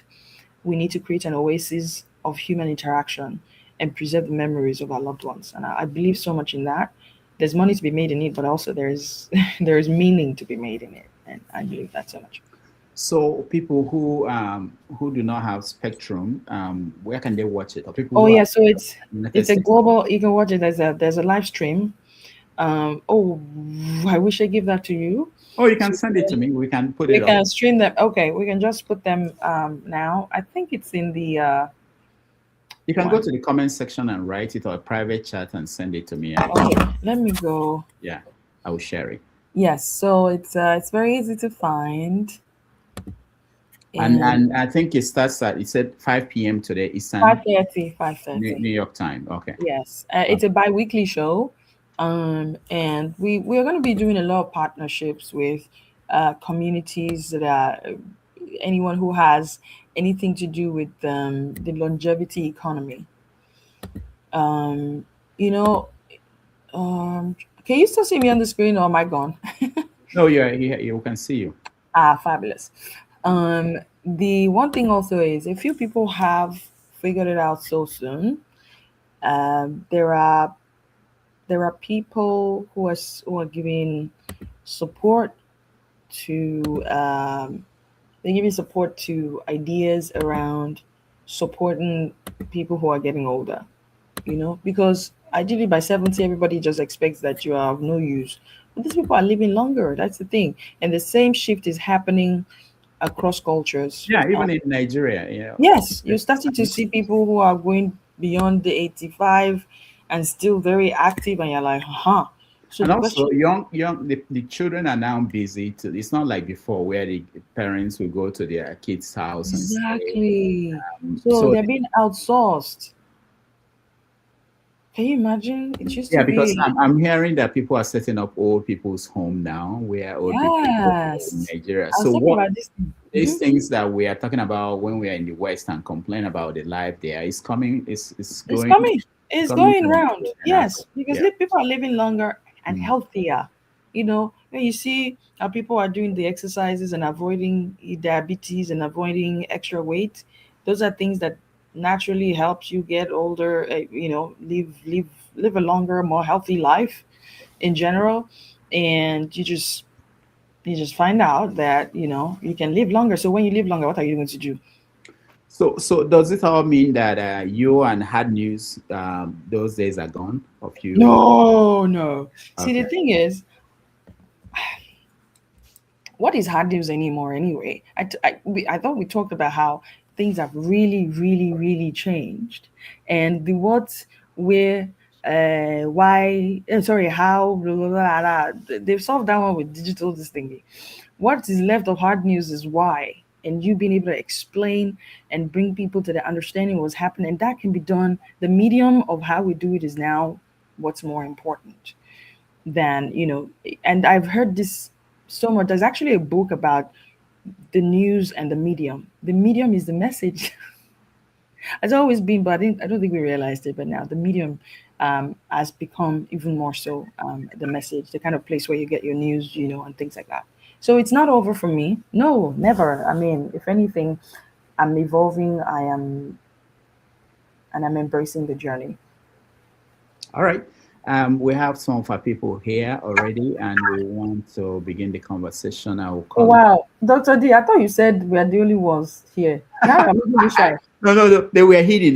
They were Oh backstage. my They couldn't God. see or hear you. They just we Yeah, just just to add quickly. So basically what I'm doing at the forefront of it is that I'm building a storytelling platform that creates media projects and documentary series that elevate underrepresented voices, which is what I've always done, even with Africa Matters. That's what we did. I went into that company and like we have to platform because you guys are not telling the stories the way we know it should be told. So I go into spaces and I create platforms for underreported voices and capture the lived experiences that shape culture and leadership. That's sort of what I'm doing, and I still do it in different forms. You will see it come out. Everything I do, just know I'm platforming underrepresented voices. Period. so like 10 years from now, what will you? How do you see your company? How If I know how I see it now, I will become billionaire. No, no, no, no. I think it's going to grow towards that arc. The studio is going to get bigger. We're going to leverage the bigger giants and stream. Ultimately, we want to. Our first streaming partnership is MNN. The other ones are going to be things like HBO, Netflix, Prime Video, because projects like the first ladies are going to need bigger audiences, and I believe that the grannies will also need bigger audiences. We'll create more projects too, that we can the platforms like that can pick up, and who knows, we might become an HBO ourselves and not need their infrastructure. But I think it's a very global community, and we can collaboration is actually the currency of the moment. So that's important. We don't have to reinvent anything. All right, thank you so much. Let's get our people involved in the conversation. Mr. James, thank you for joining us. Say hi to Shewa. Yeah, you're welcome. Thank you very much. I'm sure you can hear me. Yes, loud and Yes, clear. yes, you addressed a lot of issues, and I really don't know where to take from. But however, judging by your educational background, you were a science student, I believe. That's what you said. Yes. Then Oh, you you caught that graduated. part. That was like I thought nobody heard that part, but you caught it like ah. Okay, yeah, I find it very interesting because I'm of the belief that knowledge has no boundary. Yes. You can be a mathematician and you veer into any area, any occupation or vocation of your choice. Anyway, congratulations. Thank you. Thank you for thanking me. Now, your opinion of what's it called, Mr. Bola Tinubu, I could not really get what you were driving at when you said that the reforms he undertook should have been implemented during his second term, not his first term. Because of people like Bola Tinubu, a number of Nigerians like myself have lost confidence in the country. The country, as we are speaking right now, I'm of the belief that it is beyond redemption. No man, born of a woman, can redeem Nigeria from the present predicament we are grappling with. Anyway, that's that. I'm interested in the educational development of the country. That is why I've developed interest in the should I call it the show of shame of Mr. Daniel Bwala, who is also a journalist in a way. The kind of education we give our children these days is so wishy-washy to the extent that we now lack men and women of principles in the country. I cannot blame Nigerian journalists for whatever is going on because you cannot give what you don't have. Yep. The kind of training they received at university is what they are displaying. As I said on this platform some time ago, all the professions in Nigeria have been bastardized. The medical profession, the legal profession, actually, which I now refer to them as senior advocate of nuisance. The engineers, the build houses that collapse. I mean, there is no profession in Nigeria today that can stand its ground. So journalism as a profession is no exception. So I don't see why we are we are concentrating on the journalists alone because of what Bwala did. We are not condemning Nigerian journalists. I'm a teacher by profession. I have the experience of working with some Nigerian tax members where I'm working at the moment. I'm sad to say that even a professor, I will not mention the fellow's name, sent her question papers, and it was discovered that the papers contained grammatical errors. This is a tax member sent by the Nigerian government to help the government of a particular African country where I'm resident at the moment. So things are terribly bad. And my opinion is that the country, there's need for us to dismember the country. In history, human history, empires have come and gone. Babylonians, the Persians, the Assyrians, the Ottoman, the Ashmite Kingdom, Egyptian, and you name it. The mighty Soviet Union collapsed. India and Pakistan were separated. Bangladesh broke away from Pakistan. Ethiopia, Eritrea broke away from Ethiopia. Bosnia and Herzegovina, Czechoslovakia. The list is unending. If we cannot organize ourselves together as Nigerians, there's need for us to look for alternatives. Nobody consulted us before the country called Nigeria was created by the British in 1914. So if we are not compatible, why can't we go our separate ways? You can say that again. Yeah, I'm sorry, I'm wasting so much time. If you look at the way Awolowo, you mentioned this passively not long ago, the way he organized the western part of the country, which I used to belong because I'm from Benue State, he had his own unique ways of doing things. If the man had continued, the western part of the country would have been different from what it is today. The eastern part of the country, they had their areas of interest, maybe commerce, industry, and what have you. They would have developed along their own line. Then the northerners would have developed along their religious line. But fixing this concussion is what is creating the formidable problems we are grappling with today. However, thank you so much indeed. I would like to thank you in bad English, if you don't mind. It's okay. English is not our language. We don't care. Thank you very seriously. Thank you very seriously. Thank you so much. Me, I used to say thank you plenty because when the thing is so much, I just forget so much. I just like, thank you plenty.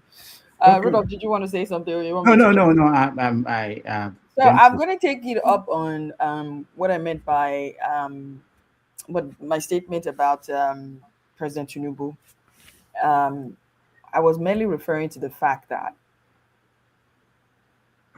the reforms that started on the first year of his administration are things that politically, the political playbook is that anything that will make people not like you. It's like dating someone or you want to get married to someone. You show them on your fine side first. Okay? There's somewhere in the middle, you begin to unravel. The political playbook everywhere in the world. My master's was in international politics. Is that you have a soft landing. You do soft landing. You don't start implementing reforms from your first day. But he took it up as a challenge. Buhari, what we were hearing was that they had already moved. Part of the deal was that they removed the subsidy, and then he had to take over and then implement, or he removed it himself. Well, it doesn't matter. It got removed.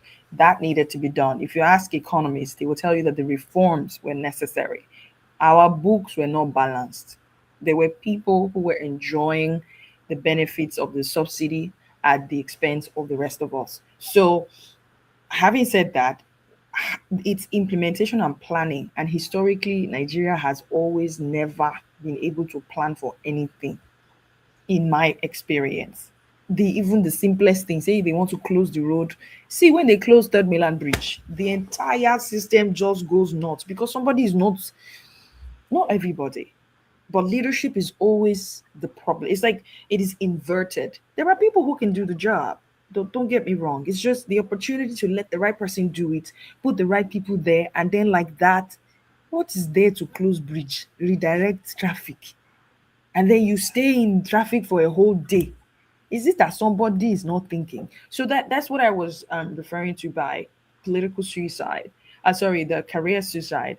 But I think the play there was to say, I mean business. I really want to do this. Even my predecessors would never have done it, and that's for me signaled and to the international community. Not that they matter all the time. Is this guy is about to touch a nerve. Let's see if he will succeed. And a lot of people fail at it. So that's what I meant by that. Rudolph. Yeah, All right. that's the educational system I'm talking about. The man lacked critical thinking. Those working with him, they lack the ability to think critically. How do you close a bridge without making, anyway, But that was regional government. See, that's another thing with the presidential system of government and Nigeria that I don't understand. When I see the average reporter reporting, they're all talking. I'm like, dude, you have a governor, you have a local government.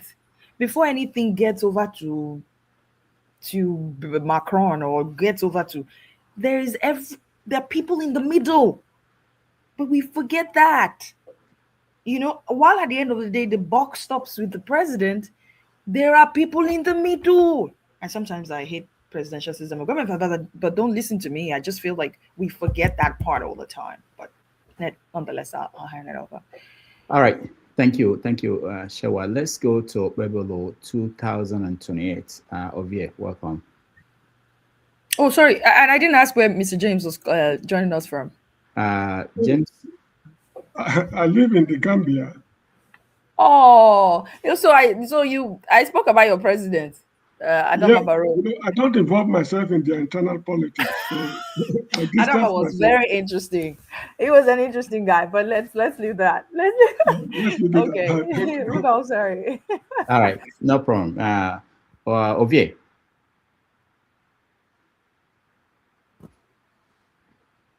I'm sorry, I didn't know I was the second one here. My question is very simple. So, elective or electoral office or appointive office, and when?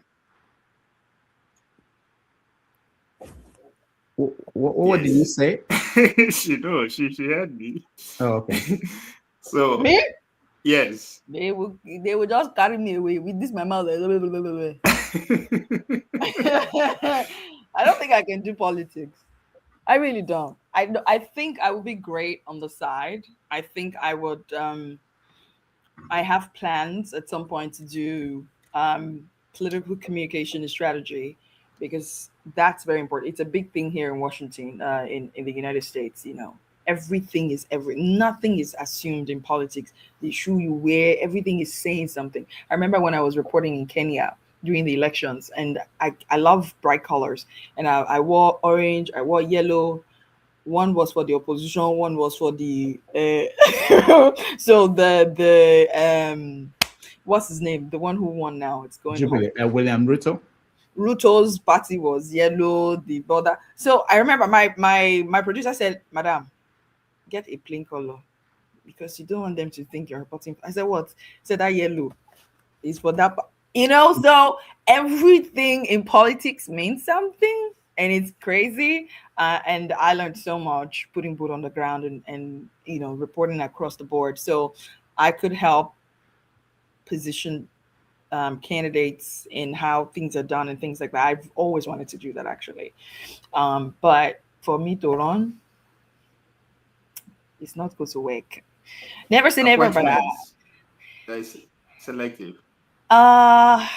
because even emails, even conversations that can be had over emails, it irritates me when we have to have a Zoom call over it. So imagine working in a bureaucratic system where everything is just, I'm a very radical thinker, and so I will, unless I have a space to upset systems, I'm rebellious in that sense. If I get into a space and I make it efficient, I'm very resourceful. And bureaucratic systems want to remain the same because that's what systems are supposed to be. And it's not just in Nigeria, it's everywhere in the world, because that's how they're set up. It's retaining the originality. And if they want to change, they have a system still that helps them shift. That's why most Nigerians who are very brilliant go into government and they stay frustrated. It cannot be me. So I can be a consultant, I can help with efficiency, but to stay in the system and wallow, somebody is going to report me. Let me not say the rest. All right. Thank you, Ovie. Oh, thank you, Ovie. That's very kind of you to say.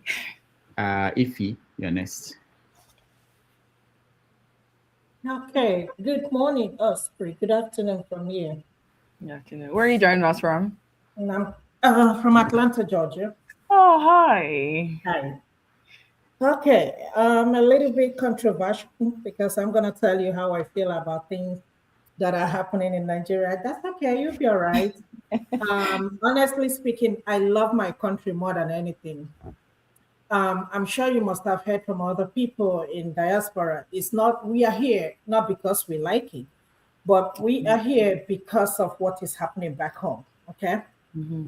So I heard when you said that Tinubu might not be totally blamed for everything happening in Nigeria because it has to start from the grassroots, like councillors, chairman, and the rest of that. But I might disagree a little bit. And the reason being that immediately Tinubu was sworn in, that was when the more hardship was inflicted on Nigerians. Everything skyrocketed. And since that time, it's going to 4 years, it has never changed. Sometimes they will tell you on this channel, I don't want to be part of Nigeria anymore. I want everybody to go their separate way. Fair enough. Because is Nigeria working for you? If I ask you, is Nigeria working for you? You might not go to straight answer because some of the answers you're giving, you were not kind of direct. I know you are trying to protect yourself. Understandable. But if I ask you now, do you think Nigeria is working? Are you going to just a yes or no answer? Can you answer that? I don't think it is working. Because if it is working, I would probably have my practice at home. Do you think that Tinubu deserves second term? Yes or no? Do I think that Tinubu deserves second term? The people should decide that. Has Okay. it? Because I haven't lived there in 4 years. In those 4 years, I lived there Okay. 1 year, and amen. But what I'm trying to say is, I the people understand you. should Of course. determine what Okay. should be going on in, you know. No, I know why I asked you that question. Thank you. So to be fair enough, I don't think Nigeria was supposed to be practicing democracy. It does not have no business anywhere in African continent. Oh, so you You, agree with me when I said that radical part? Did you hear that part when I was saying? I mean, yeah, at first, the first few years of our when we came out of colonialism, I think we should have relaxed for get one leader, and people kind of we should have just waited and build institutions to help us rebuild first, and then consolidate, and then now move on. Because democracy, I'm sorry, democracy assumes that everybody knows. So two things: it writes on numbers, literacy. It believes that people know what is good for them and they will decide on it. It does that. So the good thing about it is this: that, however, it always corrects itself. Unlike when one man continues to go. So with all the issues that democracy has, because yada yada yada, it corrects itself. But it assumes that everybody knows what they need, and it is predicated on literacy. So person we hungry, they hungry. How we go take sabi? First, give me food. You see what I mean? The very basics. Once we have laid that, again, I go back to Lee. Once they've sorted the country, they've done all they needed to do. They were doing elections because the West was putting pressure on them. But of course, the election will be saying, nah, Oga Lee go win. But eventually, when things were done right, and he knew people were now highly educated society, there was no way he was going. So when you see a country that suppresses good education, they don't want you to know. Because once you know, you will ask. Your number one fear of any society is an illiterate society. When I say illiterate, it doesn't mean that you go to school alone to do 2 + 2 and your mathematics is good. It's that cognitive, general thinking of asking very poignant questions and questioning things. When people started to question, and they were, the society was getting bigger. Lee was smart enough that, Madauga, it's time for me to go. Because otherwise, there's going to be, what's it called now? An uprising. Because the people have now become so smart. What are you going to tell them? So, yeah, I quite agree with you. But my concern as a Nigerian citizen is that we got our independence in 1960. Up until today as I'm talking to you, I went to school in Nigeria, studied accounting. I went to UNN. I didn't do anything with that because in Nigeria, for you to get a job is who you know or who you know. And I got an opportunity to be in this country. Started my life all over. Got into the healthcare. Happy with what I have. But I'm still asking myself, I just got off the phone with my brother, and he is telling me that, of course, we've seen it on the news, that they are still having, it's not that they're still having. He said the last time you left Nigeria, which is in December, that they were enjoying electricity. As I'm talking to you now, we haven't seen electricity in days. We've been buying fuel. And you know the cost of fuel. So my question is, what is our government doing? Because when I talk to people, they'll be like, oh, the war in Iraq. I said, please. Before that time, I said, those ones are they will test your weaknesses. Yes, whatever world economy whatever world event, even when the Ukraine war began and then rice and other grains, millets and everything started going up, everybody was blaming Ukraine. I said, no, that any world event that happens now would test your readiness. What is already existing is leave Ukraine. Leave Iran. Because if our refinery was working, let me tell you what we're balancing out right now in Nigeria. So we still import. Dangote still needs to import what he will refine. Can you imagine? Okay, so he will be buying at the world market rate, and so he has to balance it out. Do you get what I mean? So that's if we have our crude and we're refining and supplying. We are not dependent on any global supply, which is what is supposed to be. What you call concern Nigeria, concern Iran. That's right. Okay. All right. And anyway, I don't like talking about Nigeria because you look at me, I feel like I'm in a boxing ring. Yeah. I mean, Even when I'm reporting Nigeria, I try, when I'm like for my stations and stuff, I try to not let my emotions, because then I become like this. Of course, I understand what she's saying, because that's how all of us, feel like. Look at the upcoming election. We cannot even have free and fair election. I haven't gained or profited anything since I was born in Nigeria. I can't tell you this is what the government has done for me or did for me. I cannot tell you that. But I live in a country where I can tell you a million things that I've benefited from living in this country and being a citizen of this country. What if we have the most corrupt, and I'm saying that with no reservation, the most corrupt leaders in the whole world. No reservation. Our senators, I think they are the second highest paid senators in the whole world, doing nothing. We don't have healthcare. We don't have electricity. We don't have good roads. Forget about foreign policy, because we are nowhere near. Insecurity in Nigeria. People are buying every day. Then you ask yourself, do we really have a government in Nigeria? In your own opinion, if you face the camera and address the leaders of Nigeria, what do you think you would tell them about our country, Nigeria? The government has failed us. Remember, I said that the issue we're having now is the contract between the people and the government does not exist. I think it stopped existing when Oga Rudolph, you've been in this world before. I keep going back to that. You will pass me. I didn't look me like this. I'll be bailing me out. I don't suffer. My point is, at least I left in 2016, and I make it a point to go home once a year. And I'm there 2 weeks. I mean, they died to come out. While I'm there, I'm not one of those people at the airport that will say, why is there no light? I just stay there. People, they leave here, no light. So shut up. 30 minutes at there. I said, but I see people complaining. There's no, oh my God, this country is so this. And they're lifting up the bar. I understand it. And I feel it. However, it is we the people. And I know I'm here and I can run my mouth, but I'm not living there.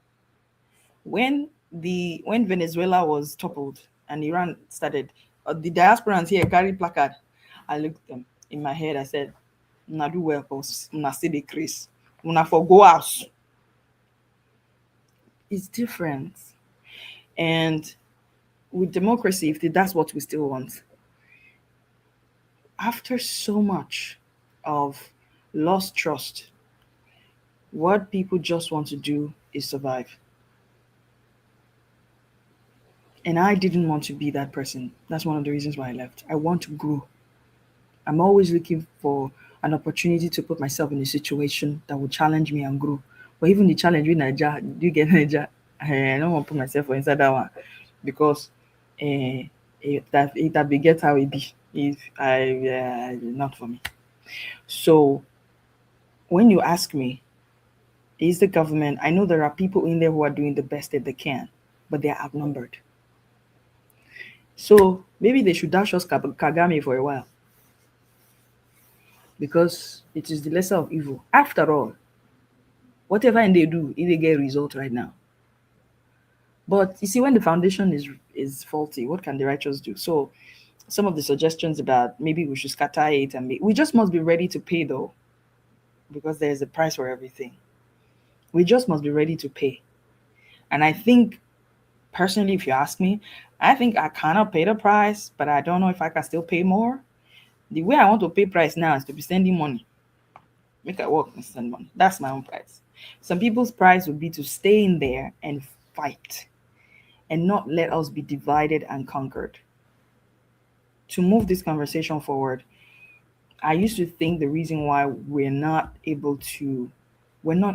mouth is not together is because of the number of tribes in Nigeria. But I made a point about Singapore. You check how many tribes that Singapore has, more than as many as us. But it took one leader, visionary, to pull through. when the Hutus, the Tutsi and the Houthi and the Tutsis, did I get it right? Hutus and Tutsis. Even when I'm reporting, the thing used to do me. I call it once, I make sure I don't call it again, so that somebody will not come for me. It's not easy. He, even though he's still, you can see that Kagame is a little bit, people would accuse him that he panders to his ethnicity, his tribe, but you will see that Kagame is a Kagame of Rwanda, not of his tribe per se. Those are the kind of leadership that we need, that will channel the need of as a people, now boils down back to people. How that's going to happen, I don't. And I know we blame leadership a lot, but you know that the sum total of leadership is a reflection of also the people. At least the numbers. If we're looking at democracy, we're talking about this one, I'll talk it with my chest. We're saying that, oh, whatever is happening in America now is imported. The underbelly of America is what we are seeing in Donald Trump. They voted for him in numbers. It was not a mistake. That is the America they've been polishing for you for years. They've been trying to suppress it. We can be better. We are better people. So all the policies that they have done in the last, say, 10, 15, 20 years was to suppress that part. The underbelly. Now, do people like Obama exist? Do people like Biden exist? They do. But at this stage, they have now Donald Trumps of America have now become much more than them. So the way democracy is like a litmus test, it shows you it's not a mistake. So I've seen everyday people in Nigeria do certain things. So I'm like, you will be blaming the government. Now, government, do you do this thing? You eat, come up pure water for mouth, go to where I'm for gutter. Wallahi, beside a dump, what's it called now? Trash. A refuse, a refuse can, and they still put it.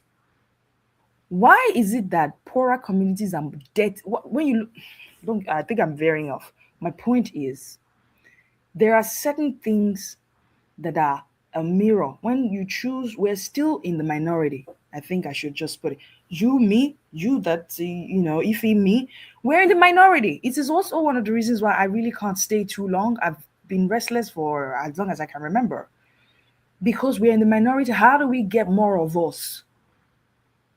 It might take a generation. Because the truth is that the kind of leaders we have is the sum total majority of, I know it's a hard pill to take, but it's the truth. I will leave it there. All right. Thank you, Fee. Let's go to KJ. If we have opportunity, we may give you a second chance, Fee, or anybody else. All right. Go ahead, KJ. Okay. Thank you, Rudolph, for bringing Adesewa.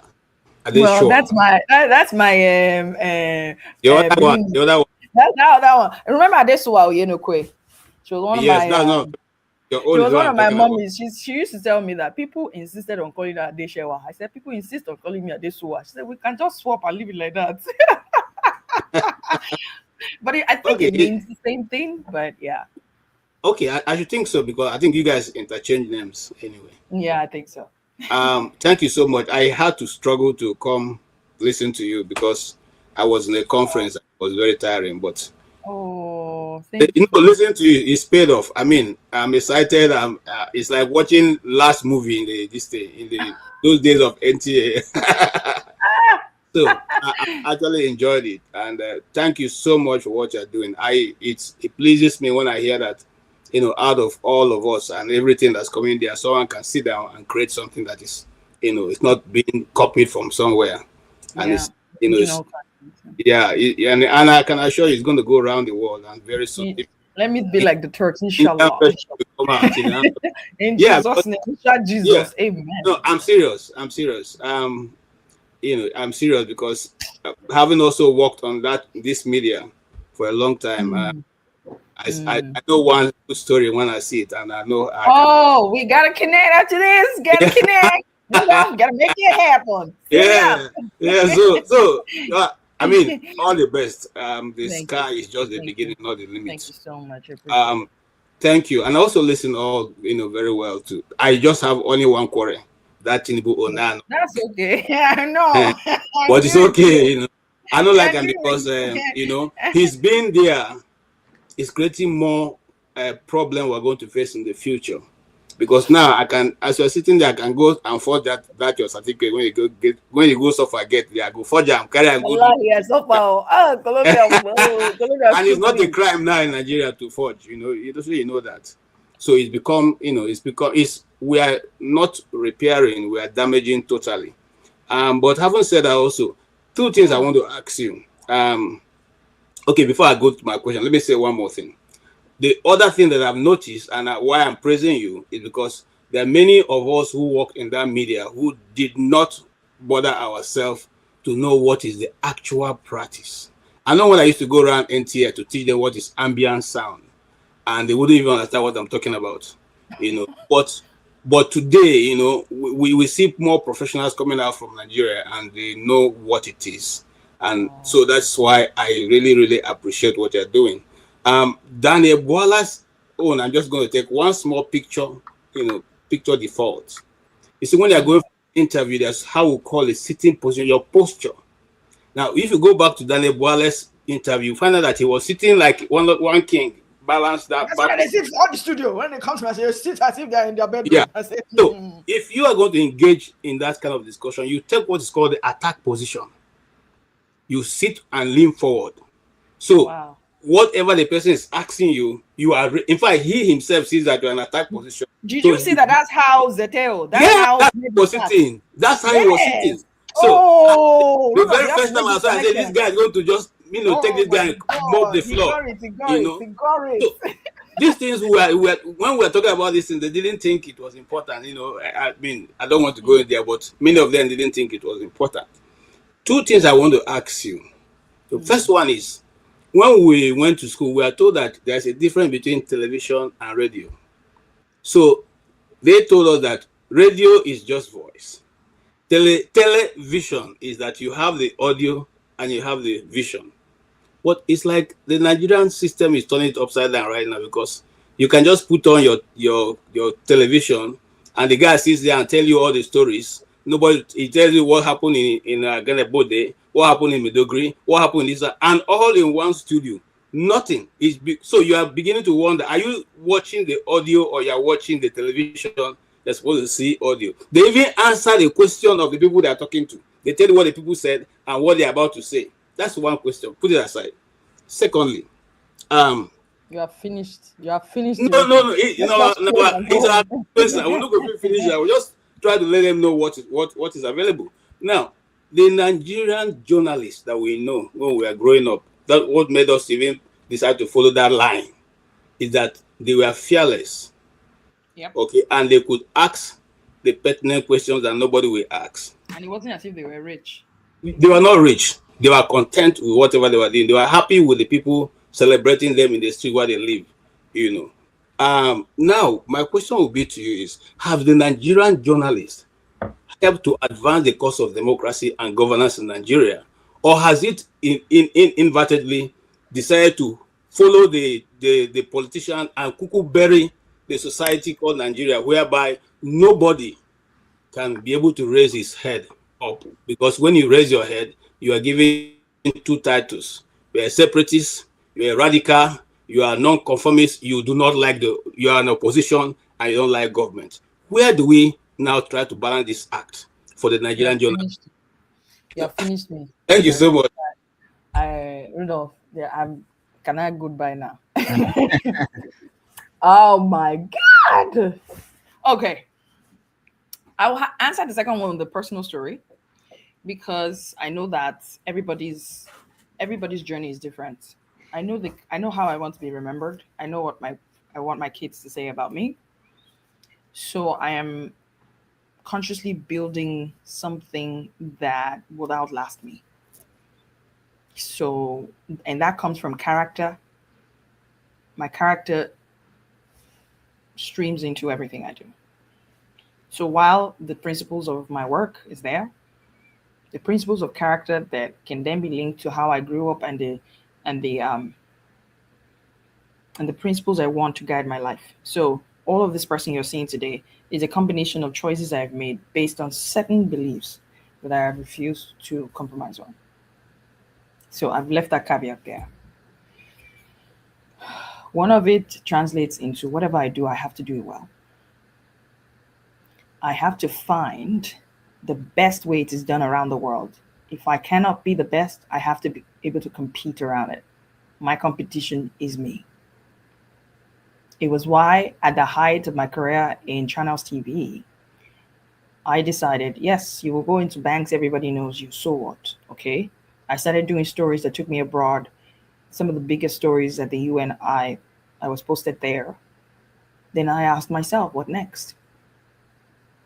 How else? If this talent that you are now, everybody say, oh, Adesewa, if you take it abroad, will you be able to compete? Who are you there? So I put myself in that position to grow, uncomfortable. But this is me. When I was home, just last year, I worked with a TV station I'm not going to mention. And if they're watching this, none of the things I'm about to say is a diss at anyone. Hardworking, very fabulous people. But Bible says when the foundation is weak, what can the righteous do? So you see that thing you were saying about people would just be talking, and I remember I used to fight. I was like, where is the we call them output producers in all the places I've worked. Like, why is it that the covers are not reflecting the thing? This is fundamental. And I became the bitch basically for just the things I learned before I even went abroad. So when we're talking, and then the average journalist now they're very thin-skinned. I'm not to say that all those our old guard editors were very nice people. I have one editor. When I'm on air and I've done something stupid, he will come on air and lash me. There will be tears in my eyes. May I never find that kind of editor in my life again, but I'm just trying to tell you that the space for rubbish was this thing. And I wasn't doing rubbish. I was trying my best. But in the midst of trying, the person will walk into the studio and just lash me in break. By the time break comes, my eyes will be laced with tears. Yet I still have to go through it. But I told myself I rise above this. But again, don't forget, this traces back to me and my choices. So that when I do, so that when tomorrow somebody will say she's just lucky, be fire burn them. If I'm lucky, you say go and lucky. All the things that I've done, go and lucky. So we have a problem. The problem is just that commitment to self-development. To say you would take what you've been given and make it your own, which was, I know that was what I did. So I was home and I would say, the covers are not meeting. Why are the covers different from the script? Why are you regurgitating? Why can't you write a script? Why are you copying and pasting? This is plagiarism. Why? And I spent days and hours saying why, being upset. Because how do you fix? You want to fix something. You're plucking the leaves. Go and cut it down from the root. If I will fire the entire newsroom and I rehire and close down the station and train. But you need money to do that. So we gotta keep mileage it. Please manage us. Don't be angry. Secondly, what was the second question? Because that first one kicked my ass. Please unmute yourself. Unmute yourself. What was it you asked me again? Sorry, the second one is on the role of the Nigerian journalist right now. Are we more of a plug in the wheel, or are we helping to advance this democracy from where we saw it? Because now once you write anything or you report anything that is not favorable to the opposition, you have become not favorable to the government. You have become an opposition. Okay, so things come after you. In that way, let me that's the one I said I was going to answer with a question. I will be very coded about the characters. You can go and figure it out yourself. Okay, you're all smart people. You figure it out yourself. So I was very coded about this. And first of all, again, I'm so grateful for the platform I trained, because back in the day when you go for assignment, if John Moore here say you collect brown and blue, you go to salary and they go to your house. It was known amongst us that John Moore must not know that you collected the brown and blue. Now, once your job is done, and then or you go and cover a story, and you go chop rice as there, you go chop that rice forever. You go chop rice though. You go chop rice, go chop a breakfast, everything. So I just had you carried yourself like a representative of the fourth estate. And I normally, even in my personal life, I walk into a room as if I'm carrying my ancestors. I go in there like we are plenty. I didn't know before, but I stopped apologizing for the fact that I come in there and there's presence. I do my job well, as if it is more than this. I was at an AU conference just last year. I had begun the preparations for my show, my project called The First Ladies. Basically, it's about the first ladies of countries talking about their projects. And not just talking about their projects, the arc of the story basically is that first ladies are very pivotal to the implementations of the policies of their husbands. And even though constitutionally they do not have the power, they have real power in how they implement structural development. AKA, when presidents say, I want to stop maternal health, now in they go hospital, go see them. It's usually the wives. Now, if you have a crazy wife, that person can be a cog in the wheel, can destroy your entire destiny. So presidents who are successful also know how to use the position of their wives.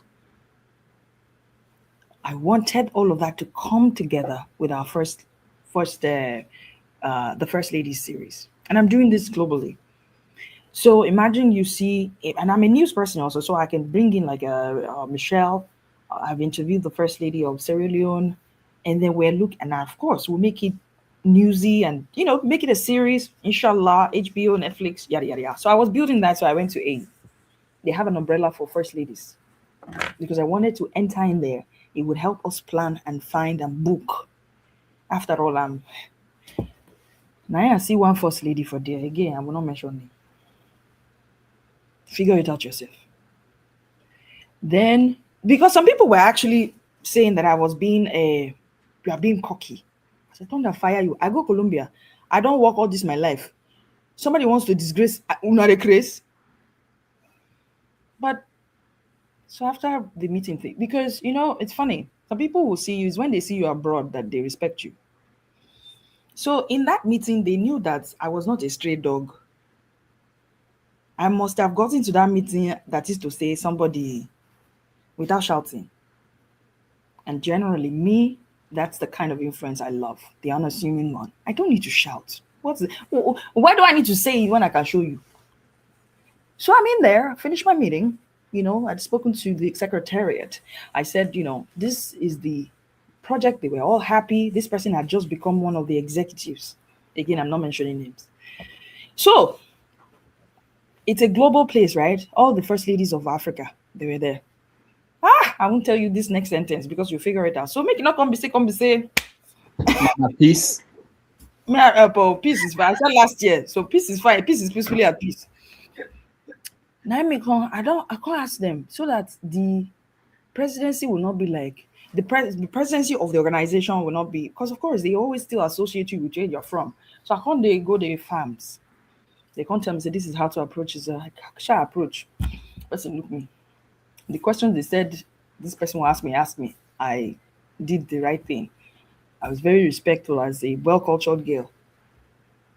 And I said, Ma, I just want to, I'm doing this for the body. The president has already agreed, and I thought I'd introduce myself, yada, yada, yada. So, I really would like to book this thing. That's okay, just speak to the, I should not speak like the person speaks again, just speak to the XYZ, blah, blah, blah, blah, blah. And by the way, give her $1. Let her go and shopping.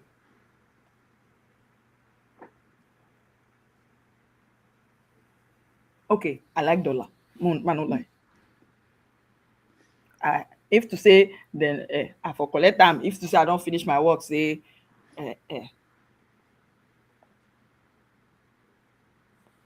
the entire world was there. The entire world was there. Again, they brought me up well. So I did not say, so I smiled. I was keeping it down. So I follow this person. I can't follow, I can't say. Remember, whoever say, man, they go bring the light. That one don't they don't circle. So ideally, as I say, say, when you want to distract a chicken, you carry the corn, throw it far. The chicken will run that other side. So I know corn run towards where corn did. I follow. I say, mommy. So I just want to be sure that I have booked the. She looked me. She looked back. Say I still even there. She said, so you don't want the money?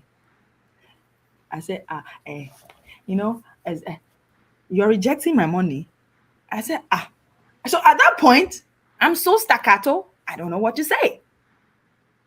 Let's be warned here. I did not reject money. In my village, we don't reject money.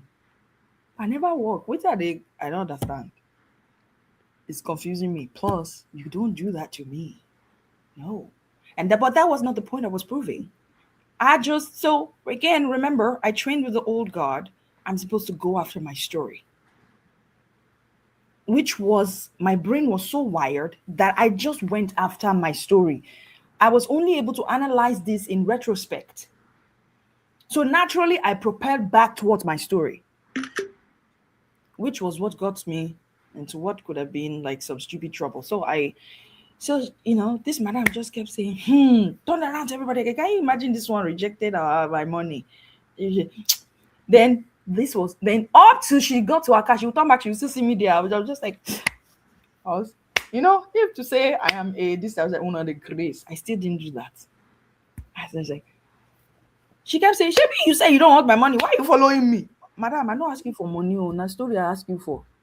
And if I did this story well, this story will give me even more money. So hello. So and that went. So I told an auntie about the story. I said, don't worry, we'll fix it. Something happened. I had to be in that because if I tell you these people's story, you probably know who it is now. So I go into, somebody had died, somebody in the politique died, and this person came to greet this person.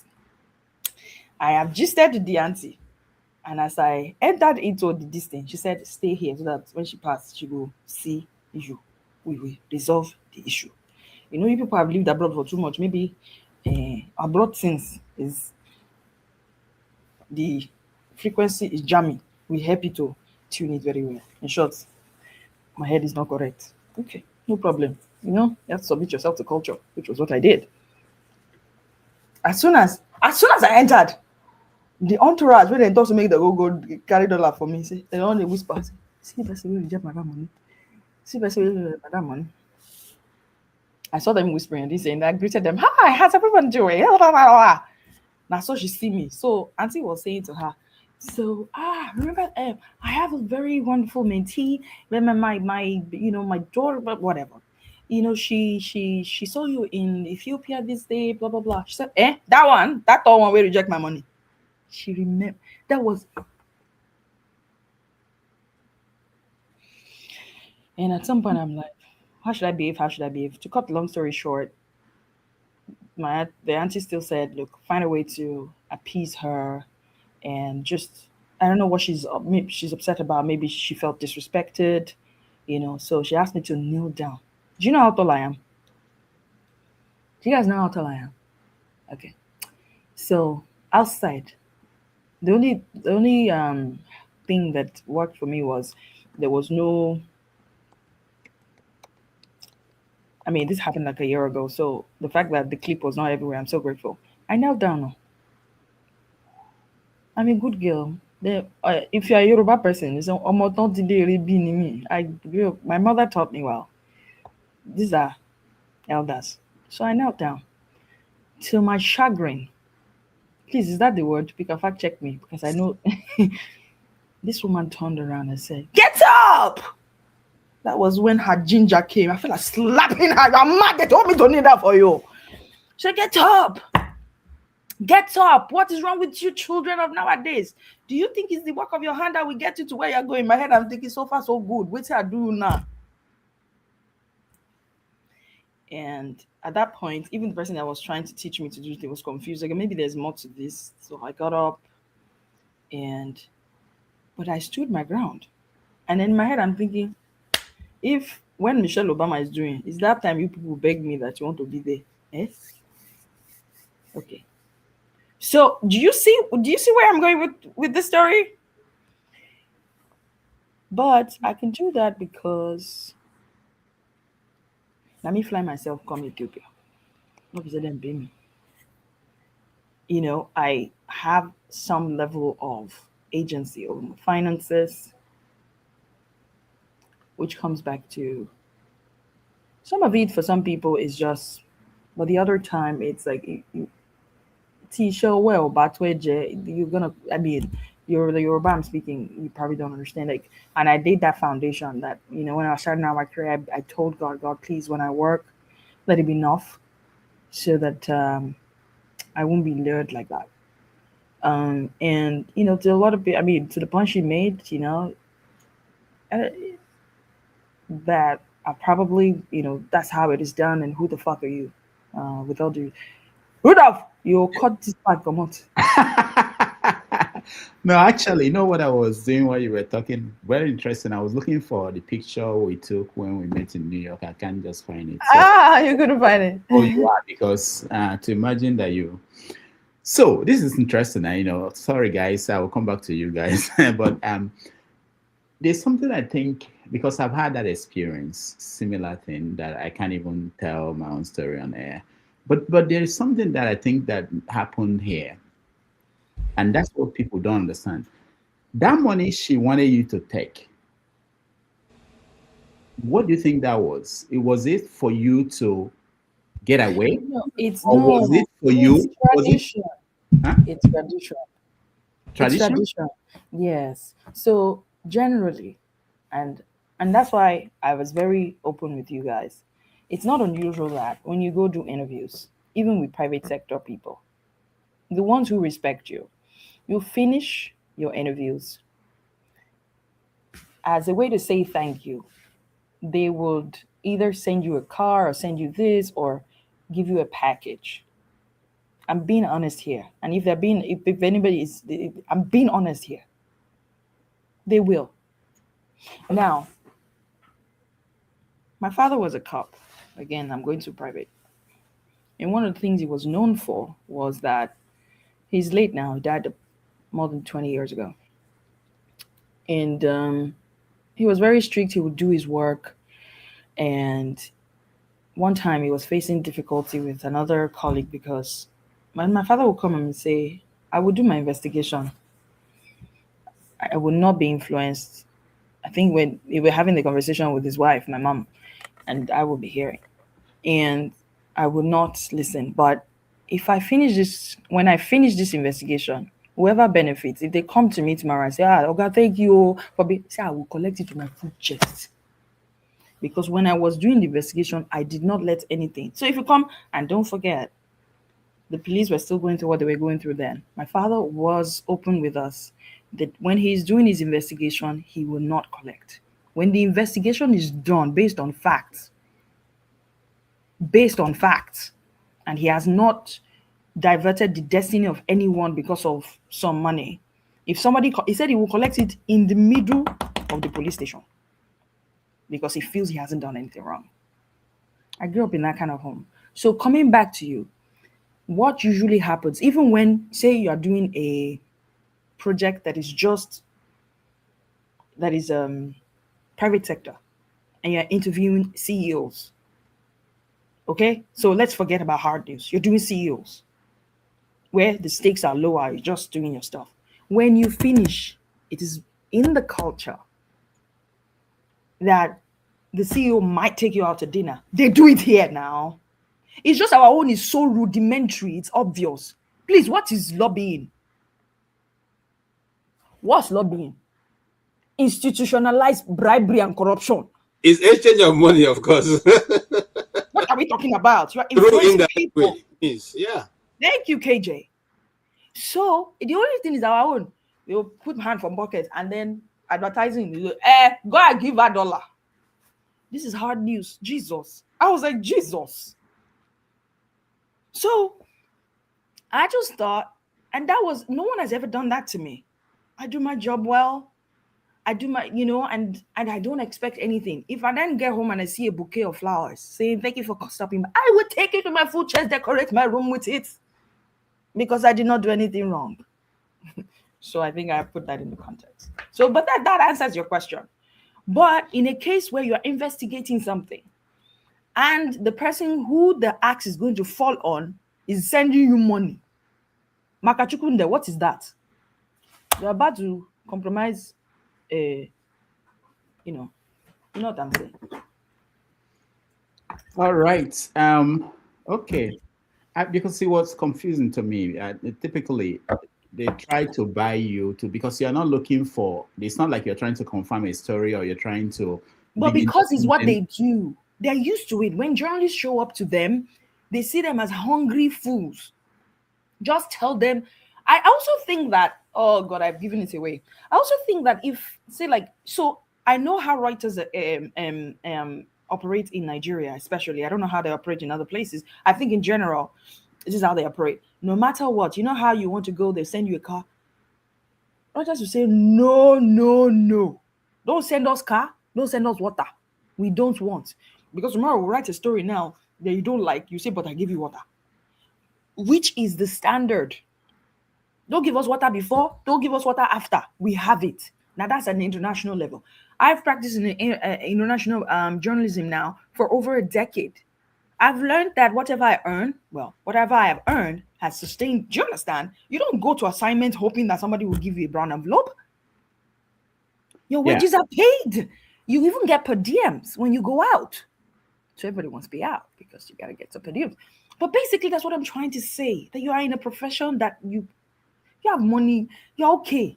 It's not that the salary will not even come in 6 months. Please, who will brown envelope? I'm not making excuses. I'm just saying I like to be very sincere. Thank you so much. This is wonderful, TP.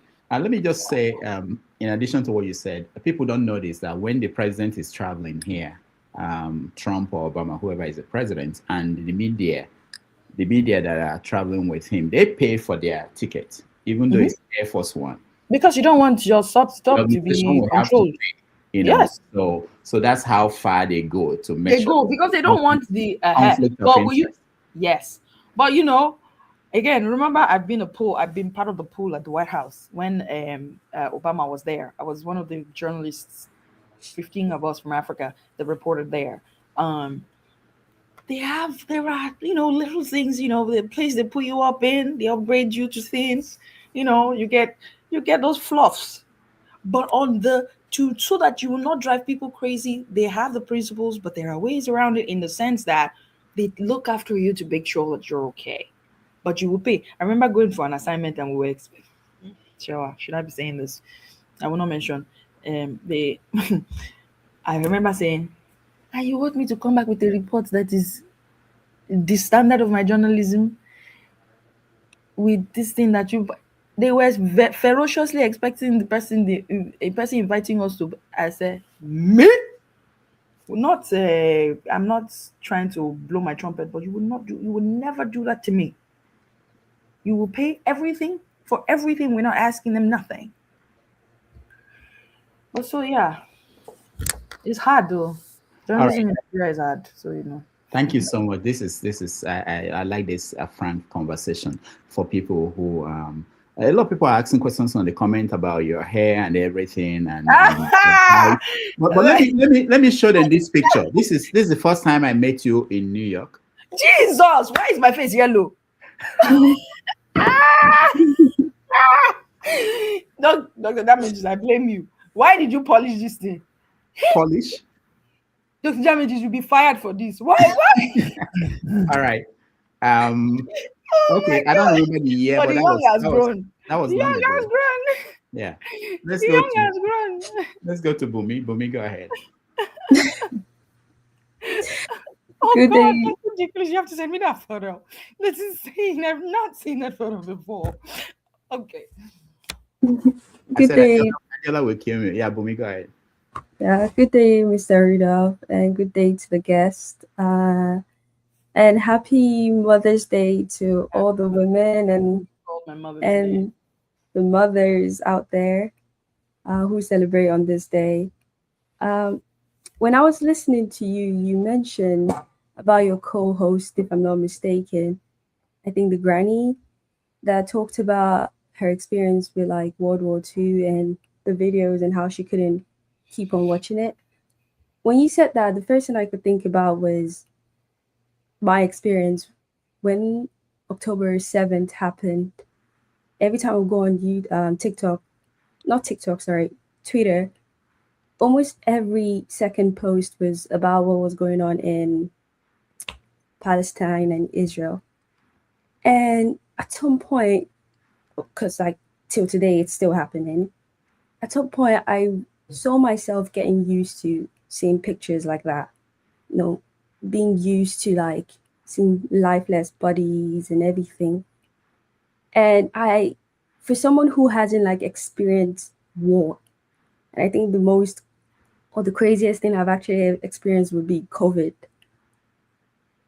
If I haven't experienced that, but to an extent I have a perspective of how that feels like, and I'm constantly being shown that, I realized I was getting used to seeing pictures like that or images. And I was getting desensitized to like things like that. I guess for me, and the question I have is, when we talk about, you have so many experience with like reporting and with people and everything. And I think Mr. Readup, you can also come into it because you also have experience. I guess it's I want to know what you think about like how that affects people's reaction to a story or to the whole concept of change. Because if people are getting used to people dying, and I find it ironic because we have a society that now, people who are for like anti-abortion, which is ironic because we have people who are for protecting life, but we live in a society that actively is comfortable with people dying losing their life. How does that affect people's reaction to like a story? Or how does it affect the concept of change? Because if we're easily okay with people dying, what exactly affects us? Or what's that click? To get like that emotional connection? I guess, what's your experience? And maybe you can also say it because you're in the story almost every day. You've heard thousands of stories that I have probably never even heard of. So how would you say that? It's a brilliant question you've asked me, and you're forcing me to look deep, which is good. First, let me ask you, Bumi, where are you joining from? From Europe. Okay. And what do you do? Do you mind me to ask? What do you do actively? I work and study. Okay. If I'm being honest with you, at some point in active duty, I got very desensitized and tired. And I think I got depressed also. And I just wanted all of it. I wanted to take a break. So, Rudolph, you have your answer. I just needed to, it was too much. I have a mind. I have a photographic memory. So what I see, I cannot unsee.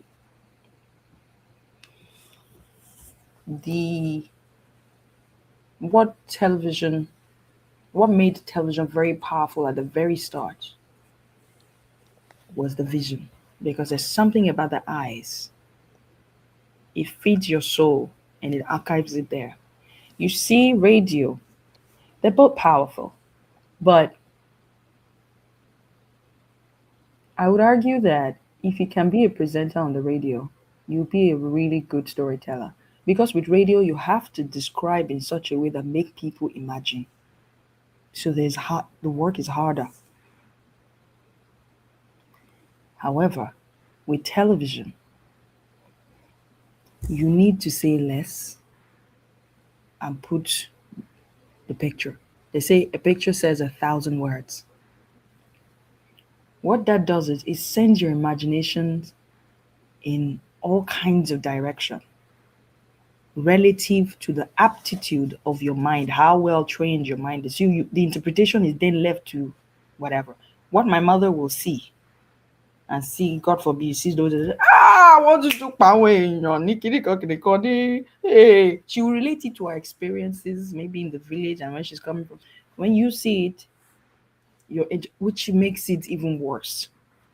And that's why I was able to connect with her when she was telling me the story yesterday, that in a way it was kind of easier when she sees what's going on now, that all they had was the radio. They will come around the radio in the evening and listen to a war reporter who gives them everything they need to imagine. So the imagination in a way was limited to everything that reporter could put together. It is not like as it is happening, the blowing up, boom. It's like the panic. So I'm not making an excuse for governments who, when they say they shut down the internet, they know what they're doing, because all of a sudden you don't even want to go to Dubai at all ever again. You think everybody there is dead. That's the power of television. Now, going to the part where people are now become desensitized to it, if we're saying we're trying to change something, that started happening about 20 years ago. I think I read a report at 15. I read a report that says that people got tired of bad news. The kind of stories that now began to sell, were stories of against all odds. We call it solutions journalism, where even though it was hard, it had, which is the story of human race, of human being. It had, it can't jam up. Everybody wants to be inspired. That was when all those spiritual started growing. Everybody started telling their story.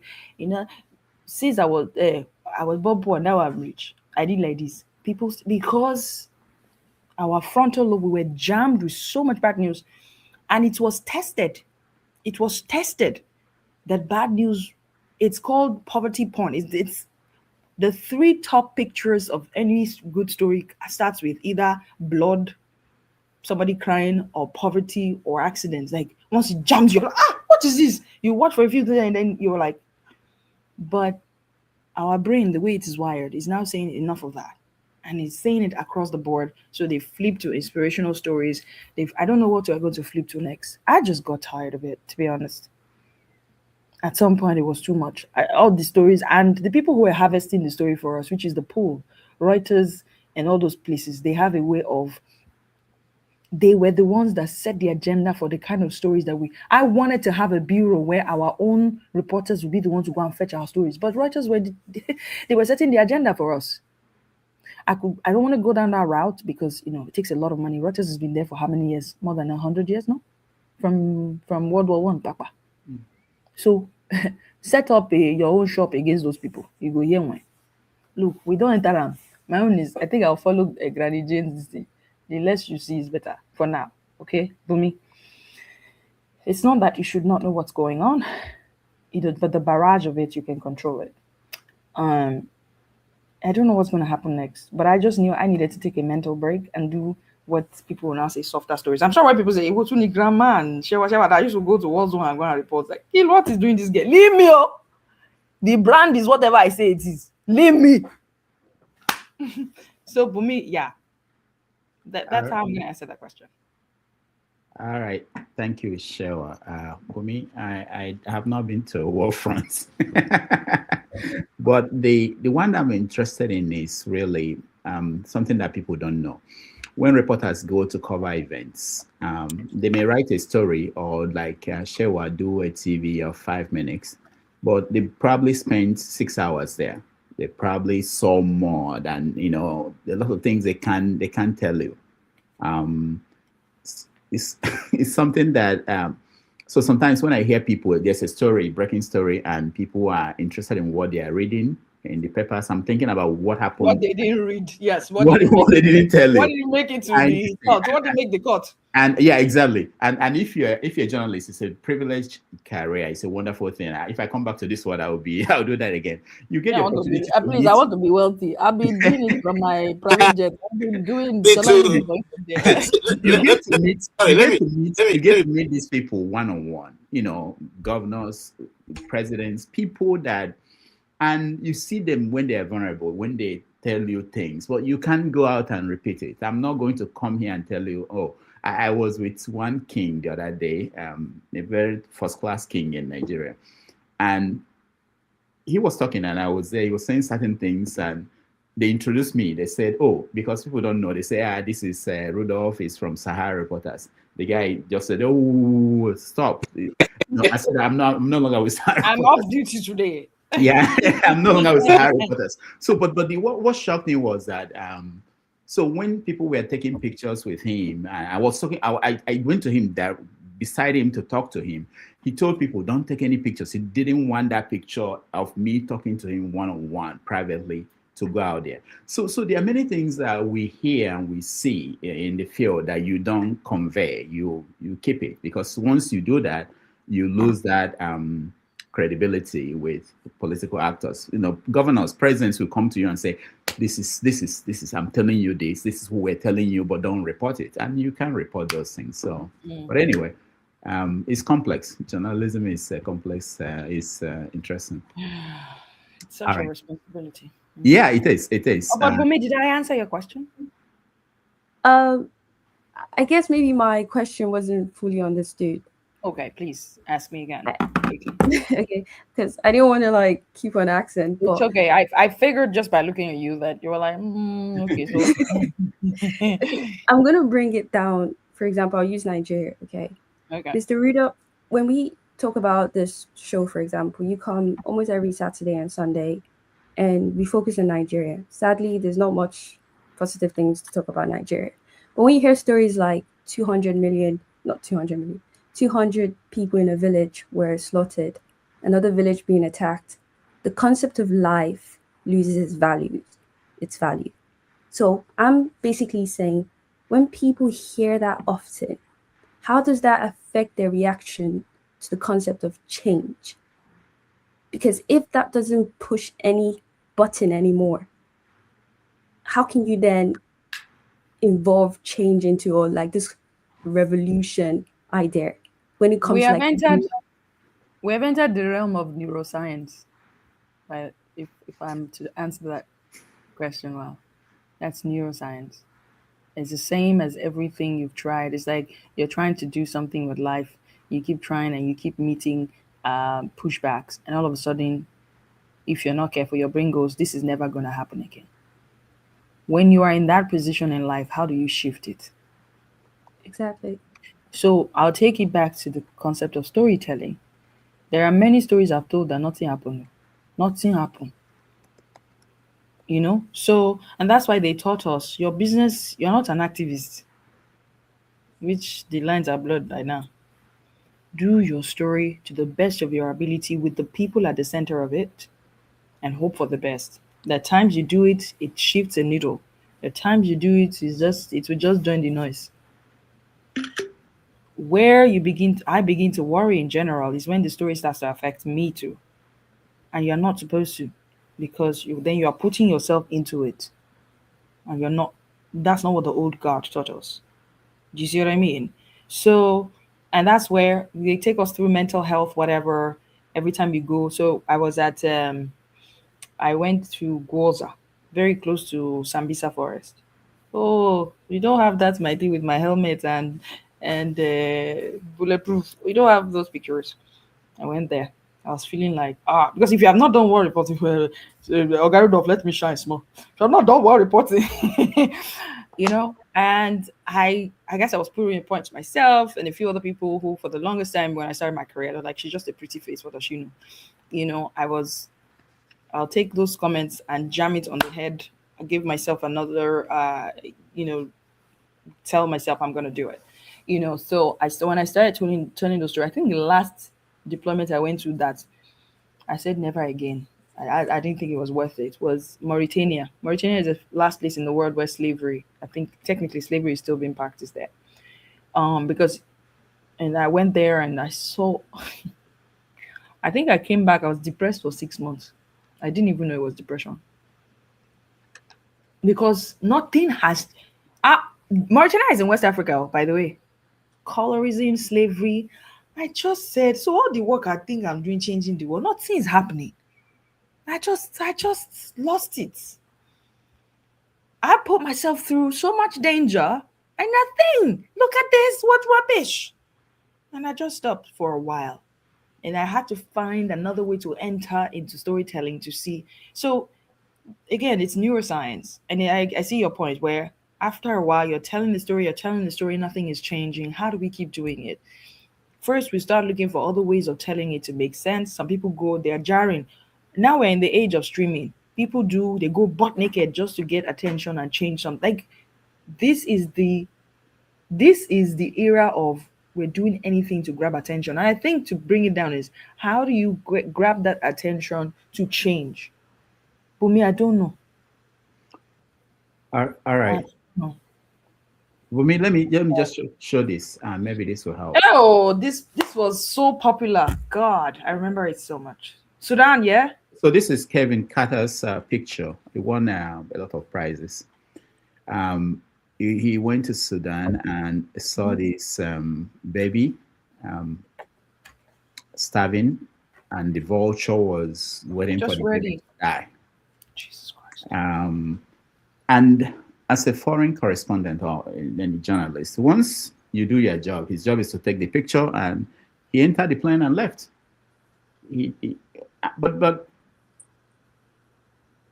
from what I heard, he was troubled about, of course, what is the purpose of my job? What is my job? It's when I can't change anything. What happened to this kid? Is the kid dead, or and that's how it is. Let me reveal a secret here. So I invite some guests here and they come and we talk, and the next day I say thank you for coming and I move on. The next day you start looking for the next guest. And I thought it was something only me. One day at Senior Hall was being interviewed, and the person interviewing him was saying, "Oh, you had this person on your show." He said, "I don't remember that they came." I could not remember. And sometimes you do the job and you go. You are going to the next one, the next one, the next one. You don't have time to pause and say, "Oh, this story I wrote today, did it change anything? Did the government move an inch? Like the guy that we interviewed last few weeks ago about who has a case in Abuja, locked up in prison, a young reporter. I was just thinking about it the other day. Whatever happened to him?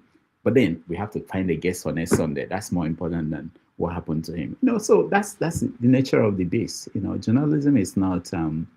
Yeah, but Rodolphe, if you don't mind, what Miss Josh is saying happened to me when the Liberian War ended. I had to go to Liberia to do. In fact, it was supposed to be a 2-week job, but ended up doing 1 month in Liberia. When I came back, I was not myself for the rest of the year because of what I saw. I spoke to General Butt Naked. I spoke to what was the other one? That very notable one, General Devil. Okay, and by the time we finished listening to their interviews, pictures, seeing what happened in the street of Liberia, I'm telling you the truth, Rudolph, you are never going to be the same. I left Liberia not knowing whether I was living or I was dead, or whether these stories were of human beings or they're not stories of human beings. Imagine somebody telling you that after buying the people, he cuts open their bodies and remove their heart and eat raw. Okay? So, for many people who don't know, some journalists are just, just like you said, will you enter a mode, which is just that auto mode? Well, you just pass and move, because anytime you dwell in it, it becomes a problem into your mental health, And I can, like just what she said, if you go to cover a war situation and come back, you're never the same. Never the same. All right. Thank you so much. We're rounding up. We have 2 more people, Michael and Ibo Bezex. Michael, go ahead. I'm sorry, Rudolph. Bumi, are you okay? Are you okay? I'm sorry. We didn't mean to scare you, but... No. to be honest, I do agree with you. I just wanted to get your perspective to see if it was Yeah, something well, that that's landed what it Malcolm. is. It's just Yeah. it's nasty. There are support systems. Colombia also has this trauma center. Actually, I won a fellowship with them one time like that. You know, they provide all this stuff to help us tell the story better. When you're feeling tired, take a break. You don't have to stop, but if you feel compelled to stop, you stop. It's neuroscience, and that's why I said, look, I don't know, I don't know. Okay. All right, thank you. Michael, before you go, there's someone who constantly wants me to ask about the hair. And this is why I'm resisting, because, Chimamanda wrote about we're all feminists. And I've not seen a man come on air and somebody will say, And is that girl on my hair? Is a man. Maybe they want to buy it for their girlfriend. So See me after service. Shewa, See me after service. After service, see Shewa. Shewa will answer the question Send about me an email after. I will hook you up. Okay? Yeah. If Thank you you want very a hair for your All right, Michael, go ahead. All right, can you guys hear me? Yes. Yeah. All right. Dr. Rudolph, thank you again for allowing me for this platform, inviting me, and I'm glad you put me on. Adesewa, beautiful name. So you know the way I pronounce it. You're so good. I'm so happy. My head is bigging. That's good. Urimi Toby. Toby, that's good. Yes, I can see that. Yes, that's why when you say that you're about Moluabi, that's what it means. Yeah, the cultural aspect of it. We have to be a Moluabi. Yes, thank you so much for coming, and I appreciate you. I'm a journalist junkie because I like to read, but I'm not a journalist. But I like to listen to that. Even me and KJ always have it sometimes, because that's why a lot of times. So I don't come to KJ show because KJ is a little bit, controversial, but that's another day for that. So, Dr. Rudolph, thank you. All right, my question to you, you have said a lot, and I appreciate you so much being a journalist, because it's not easy. And Bumi says something, I think when you look at journalists, it's just like the other profession, because what you're going to say about the doctor that see somebody being cut up every day, I mean, so they have to have a brain to certain part of us to, like you say, mental distance that we have to turn off and do the job.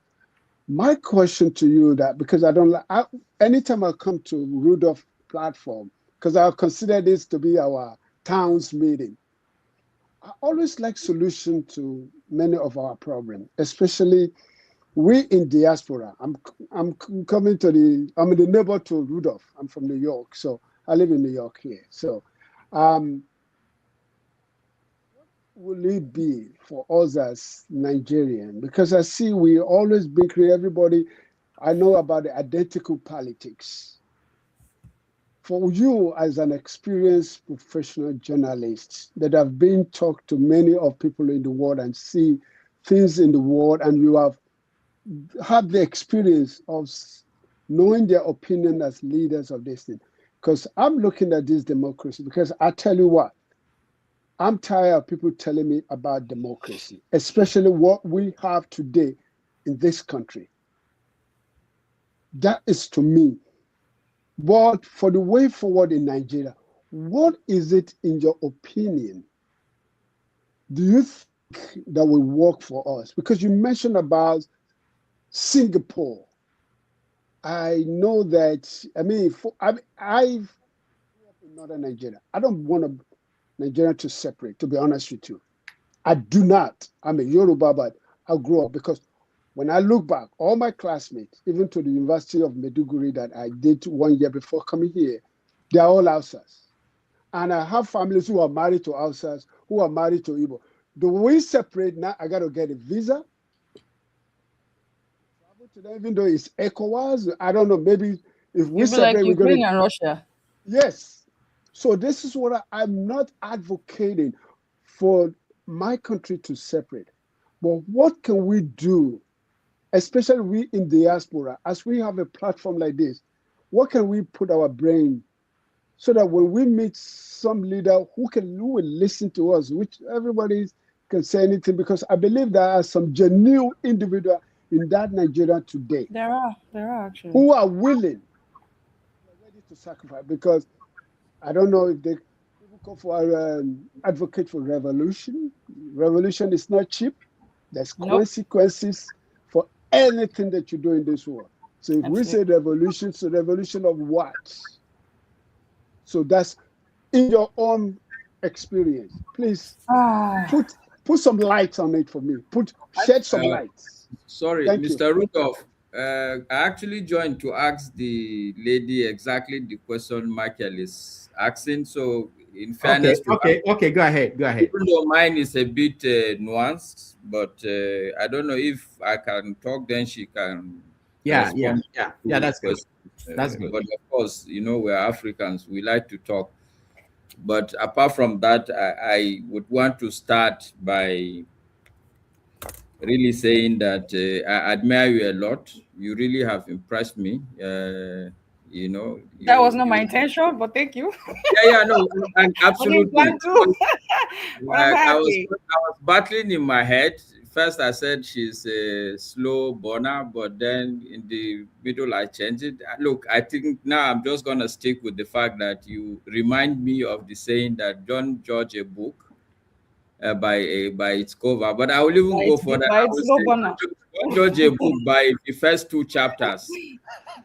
Yes, because at some point I was like, a lot of people were talking about your accent, people were talking about your hair.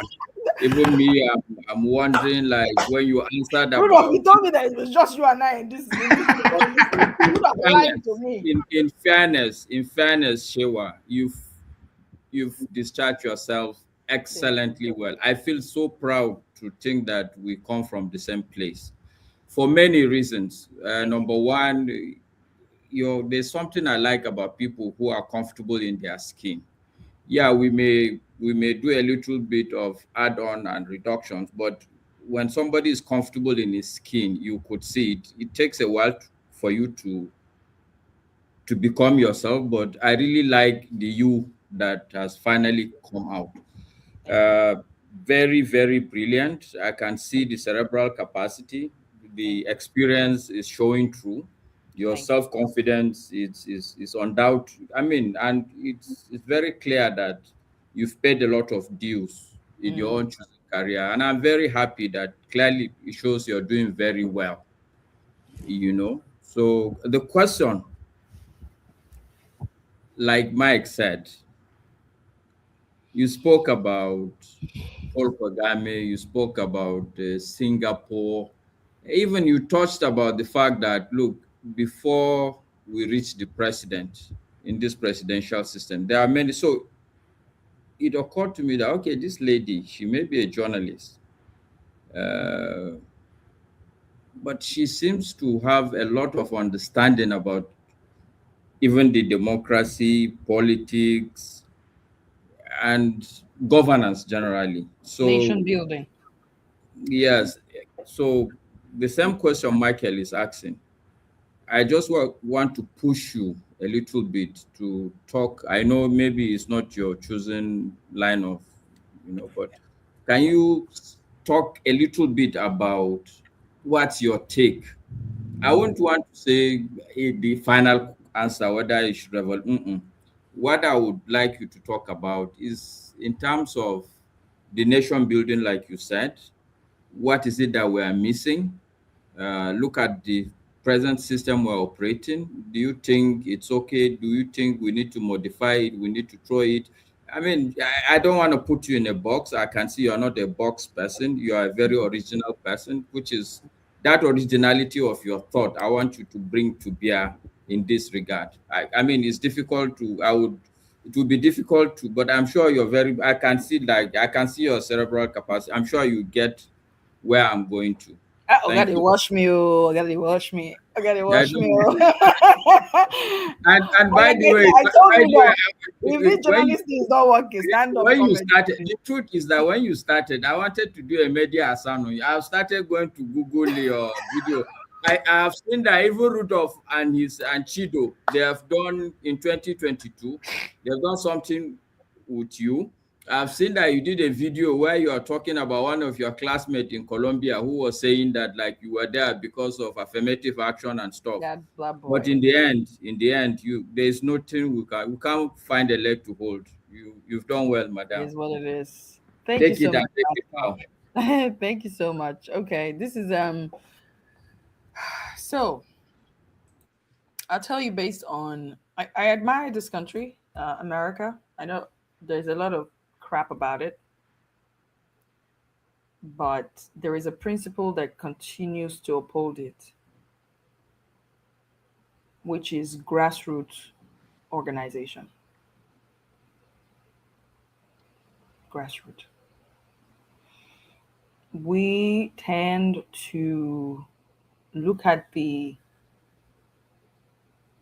look at when it is fully manifested. Okay, I take that back. We look at the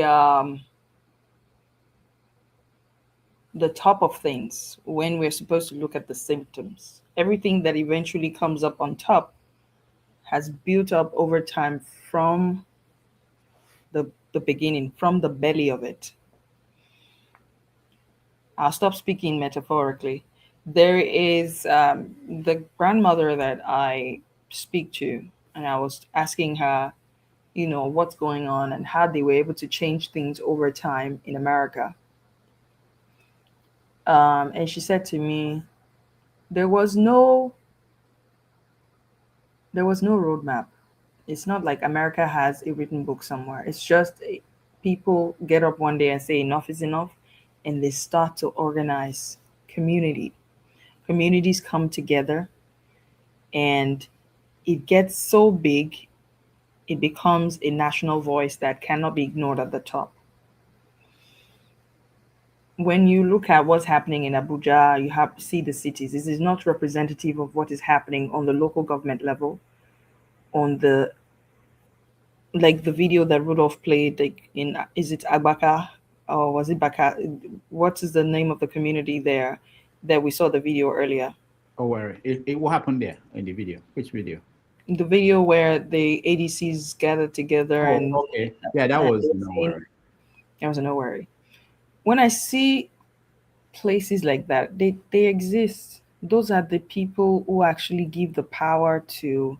Eventually, it is the total sum of those events that translates into who becomes the governor and then eventually who becomes the president. People forget that part, and our politicians know that people don't know that even when they must get elected, they go back to those people and engineer their thinking, engineer their stakes, make them think of what they would be losing and getting, firm it up with them, and they go up and sit down. And it doesn't take too much to convince those people. It takes resources. I think the diaspora can start to organize at a local level, which is hard. I'm afraid to still go to my village because of village people.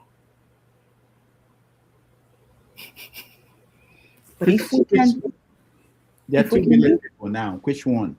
Oh, they have branches now. They've been divided into two. There are those that use voodoo, and there are those that will take you and put you inside the bush. Which are the village people? You see now. You see, we have given village people also bad names. But nothing happens at the top that has not been stirred up at the bottom. Nothing. And this country has shown us that over and over again. And she used the movement, the civil rights movement. She explained it to me. She said, "Look, listen, we don't really like what's happening in the country right now with Iran." I said, "But I can tell you for free, people are organizing via Zoom in Minneapolis. Like, I should just wait and watch what's going to happen in November." Obviously, I'm a spectator for now in this country. But she was very convinced because she told me about the McCarthy era and the things that she said organizing is actually America's superpower. You go to the grassroots and organize because that's where you find the numbers. Nobody ever finds the number in Washington. The number is not there. The people who brought Donald to this top, you know where they are. They are in the Midwest and the places where it's not fancy. That's where the hard work is. That is why I'm still keeping my Yoruba so that just in case I want to strategize for, whoever wants to go there, I can blend in well and talk to the people. It is grassroots. It's hard because you have to identify with the people. This is what Donald does well. in spite of his money. He knows how to identify with his people. So we diasporans, as soon me speaking to my accent, my brother, it's survival. Oh. You know, I don't yap this accent totally for me, but I'm original, as you can tell. Listen, when you understand your mark, it just comes. It is called code switching. Who knows what code switching is here? Mm-hmm. I don't even know I'm doing it. So when I moved to Istanbul, all the Africans in the news were like, "Hello, Shele, where do this one?" But this one they thought saying come from New York. You know, so and I'm talking to this, well, where are you from? Like, I'm from New York, and I can see it's my fellow Africans doing this to me. But I was consistent because I knew I wasn't doing it for anything. I was just me. Now let me tell you, yeah. And that's why most people think that I'll be a great politician. It's just when I enter into the room, I mirror the room. I mirror the room to be able to say, I am one of you. Doesn't always work. But I think somewhere programmed in my head, you cannot get across to anyone that doesn't feel like you're one of them. I learned that in Istanbul. I learned that in Turkey. The Middle Eastern culture is very close. To be able to even crack it in, you must reflect. Whether it is by saying, Merhaba, nasılsın? The moment it will just open, language is powerful. They would just switch it up. When I was in Nigeria, my 1 year in Nigeria, when they were bringing me on board that project, apparently the gist that was going around is which accent did she go? In fact, one of them even came to me and said, please, we speak British English in this. I said, in my head, me go down. I didn't say anything. By the time I went on air, one of my friends called me from Turkey, said, which accent is that one? I said, I'm inside another market. Just leave me there. It is my time, what is it called now? I have teleported. Because that was what was needed in that market. It just came out. It just came out. So I think community organization, going back to the very root, and as a diasporan, when you leave, where do you go when you go home? Na Lagos or Abuja. If we're going to do anything, let's start setting up blocks. Choose 3 areas. So if you are like the 3 blocks, okay, so the north, the south, the middle belt, I said Middle East, and then appoint emissaries. And then when you have projects, please don't go on projects. And I'm not saying handouts, because the real change starts from how people think first about themselves and about their environment and the stake that they have in whatever is going on. That is when somebody will come to them and say, kill this person for me or do this person for me. When they realize that it is not in their best interest in the long term, they are likely to question why they should be a part of it. Until then, I'm sorry. And it's hard. And I don't know who can do it. I hope I question. Thank you so much. We have one more from our dean over here, resident. But before that, I call Igbo Basics. For those who are still asking questions on the comment section, there's one about your height. Again, I'm not going to Let me cause that one. I will show but I was slouching here. Are you taller than me, Rudolph? Oh, yeah. This picture of God. Give you a hint. Mama can do that. I'm gorgeous. I'm gorgeous. What do you mean? That should give you a hint of how tall she is. All right, Igbo Basics. Go ahead. Yes, Mr. Deus, welcome to the show. And Dr. Damages, thank you so very much for bringing this brilliant young lady to educate us. Let me use that word. I've listened to most of your submissions, and I would say that I do appreciate what you have submitted here today. I really don't have a question for you, but I think my question will come in a conversation form. I listened to you talk about your father, and I listened to you talk about the principles on which your father, as a person in law, have performed his investigations and duties like that, taking nothing from nobody. It reminds me of one Justice Abayi Kweche. He's late now. They of that era. If you come to his court with bribe, he will jail you. But if you come with clean hands, you will go scot-free. And in this era, I would just say a little bit about the same thing character that I point to Rudolph. I said to Rudolph the other day, can you run away from your shadow? Of course, the answer is no, you cannot run away from your shadow. So everything that we are seeing today, and if I pronounce your name wrong, please don't mind me. It's okay. Is a result of your parents, the character that you came up with from there. So that's no shaking. Oh, absolutely. That's no shaking. And it comes down to wherever you go in your travels, you well travel. Thank you. In all the assignments that you have made, they say a traveler most times or sometimes is wiser than old man with gray hair. It's the best because education. Because of all the things that you've seen. So you bring it to all of us. To me, what's in a name? Because when I heard about the Grannies, which is your program, the Grannies, and it reminded me of, like, I was thinking about Grammys, like in the Grammy Award. So that's what's in a name. It makes you think of what is something else. Yeah. But now it comes to the Grannies. And then when you talk about the focus on trying to tell the real stories, for me, what do I write? What can I ask you? I think you should be asking us questions. Yes, and that's what I do. And the reason why I say you should be asking us questions is that it's not every day that you run into people who are above 70. I'll give you a little bit of background so that it will be clearer. When I went to school, you have to do this in order for my you mother to be told me admitted. that. Yeah. If your hand did not cross, sorry, you're not going if you're too short. That was our time. Wow. This is our time. So we have now gone through all those eras. We lived through a war, okay, participated in a war, gone through what we call Afia attack market. Went through all that. So that's the blend of whatever you see today is everything that we have gone through to be where we are today. Please, I want to have you on the show. Please, how do I send the camera? You have to talk to Rudolph. Okay, I'll talk to Rudolph. Here is why I say so. As I speak to you, life experience, you don't buy it in the marketplace. I'll give you three snippets. I was almost eaten. Used for food. That was during the Nigerian Civil War. I escaped that because somebody recognized that I'm the son of so my mother. They walked away. The rest of them walked away. Somebody shot me twice.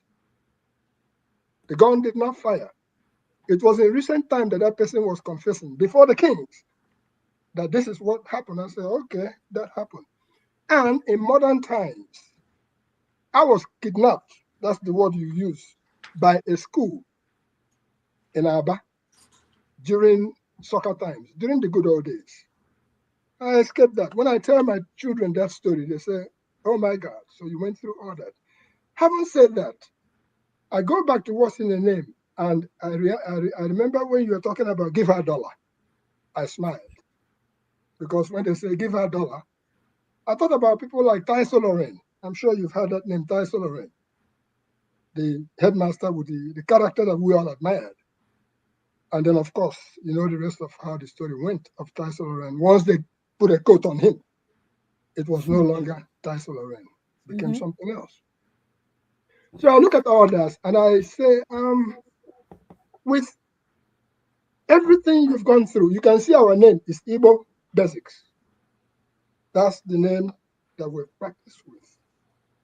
On Igbo Basics, General Joe Garba, who was a former UN ambassador to Nigeria, once said that he read our papers from cover to cover, and then when we met the next day for lunch, and he said that we were operating from a parochial point of view. That's who we are. We can't run away from our shadow. We try to run. We established Basics Express. BasicsExpress.com is still there. But still, what can you say? That's in the name of, say, Nigeria, because we keep talking about Nigeria. Yes. I sometimes, what can I say about Nigeria? Other than we are given a cup and a flag at independence, and we went through that, lived in the north, where they have standard 6 instead of standard 6 or 7 instead of 5. Went through all that, come back to the east, you are busted down, telling you your education is. So anyway, that's a long story. So it comes down to where are we today? The language. One of my relatives recently published the Nigerian Pidgin English Dictionary. And it goes back to the language or the medium that you're using to. A friend of mine, Uche Obuagu, maybe you've heard about Uche Obuagu, the man of bad condition, with his series. I looked at his presentations, and because he was presenting more like in Igbo, some English, some Igbo, English, it went that far. Okay, so but we are conversing in an English language because we are British oriented. Some of us, when we were going to school, we used to think along the zone, so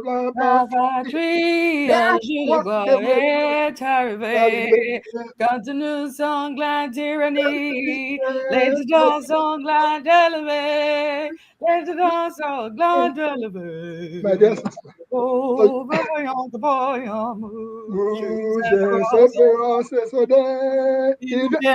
just go down the bar. Let's finish it.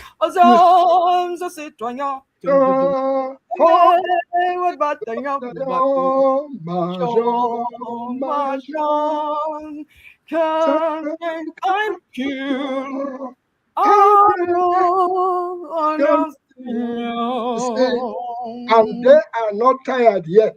They haven't gotten tired. They tried to drill that into us to plant their seeds. It didn't quite work out the way they wanted. In the West, what was General Usman or something then? I remember the governor of the Western region then. Yes. I took French. Yes. I'm so sad I lost it now. I took French. I acted in French. I went for French competition. I think French helped me also develop. I have story. I think I've been bearing things. You've just look at what you did, and you just brought all of that out of me. But anyway, that's let's keep it again. Cut it if you don't cut it. the rest of what we call Nigeria, we are Nigerians until otherwise is said. I still carry my multiple green passport. You can never come that's back. Who we are for that. So, having said that, we have come here. We have brought up children whom you can marry and children who can be married. Mm-hmm. And amazingly, some of our children are speaking Italian fluently. That's happening. Yeah. And Mandarin. So, all kinds of language. And that's their era, the Gen Z era. So some of us who have come from the other generation and are still here are managing to use the cell phone, because in our time, there was no such thing as cell phone. In fact, there was wire. They had to call a wire. KJ knows he's from Uzuakoli. You have to wait. And somehow they pass through the messages we are going through. Hold on, Igbo basics. Are you telling us the truth? I thought you were using pidgin to deliver message when you were younger. There's something I even forgot. There is the Mpuaka. There's the one that we used to. You blow it, forgotten how to do it, and which I can learn that again. Please, you people not kill me. Okay, Igbo basics, we have to go. There's many ways of communicating. So, after all that said and done, here are we today. And because of where we are today, when I listen to you talking about we should look homework and stuff like that, and how to invest at home and stuff to the village people, and all that is happening now. Let me put it this way. I am what you call a bushcraft practitioner. And when you hear bushcraft, some people's mind will think of something else. But I said a bushcraft practitioner. I don't believe in Lagos. I don't believe in Abuja. I lived in Lagos for quite some time. I lived in Jos. That's where I grew up. So I knew a little bit of that language. And of course, Omwahe, and the rest is history. So as we are today, looking homeward, after we've done all this, come and see America Wonder. Come and see America Wonder. This is the wonder. All right. Igbo Basics. Let me land. Thank you. Because let me land. So now, why am I saying this is this? When I'm done, which should be very shortly, I have my last daughter graduating from John Hopkins in a couple of months. When that one is done, then I can say to anybody, okay, let me now come and live my life the way I know I should live it. But now what I believe in, what we call legacy projects. What are you going to give us? And that's the grannies. That's what the granny is. What for me? When we talk about legacy projects, if you can look behind, you can see this is Zebediah. I'm sure you know that name, or you've heard that name, or you haven't heard that name. I've heard the name. Chief Zebediah Okorigwengobe, alias Fortat.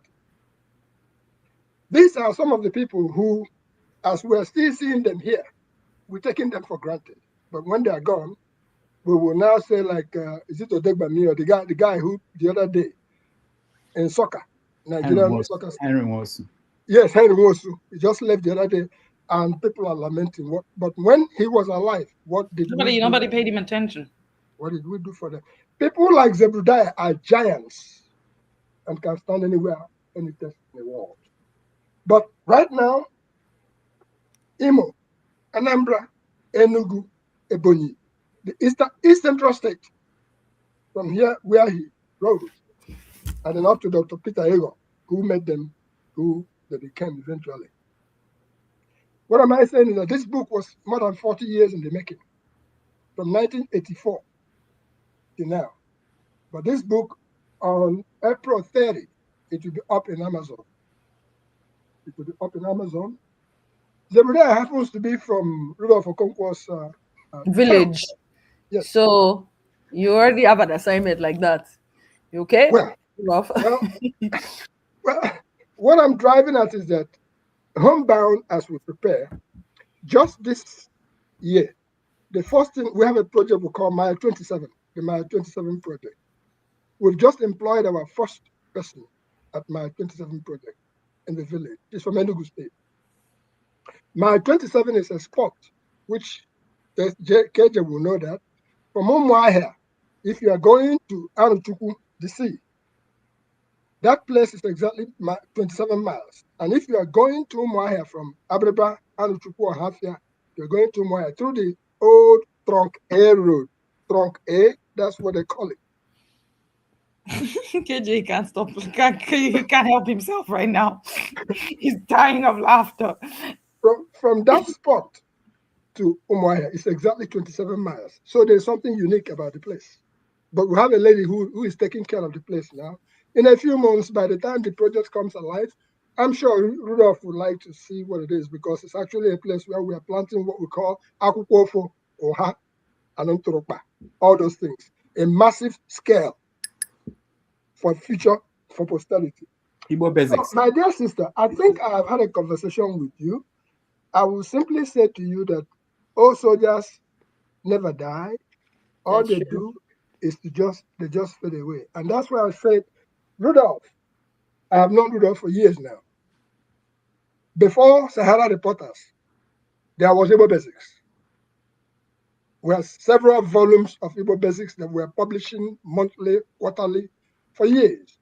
And when we saw where journalism was going, we just said, you know what, let's put it up on the air. And that's where we are. Igbo Basics is our project that you can't buy us. I'm sorry. We will speak our mind. We will present it the way it is.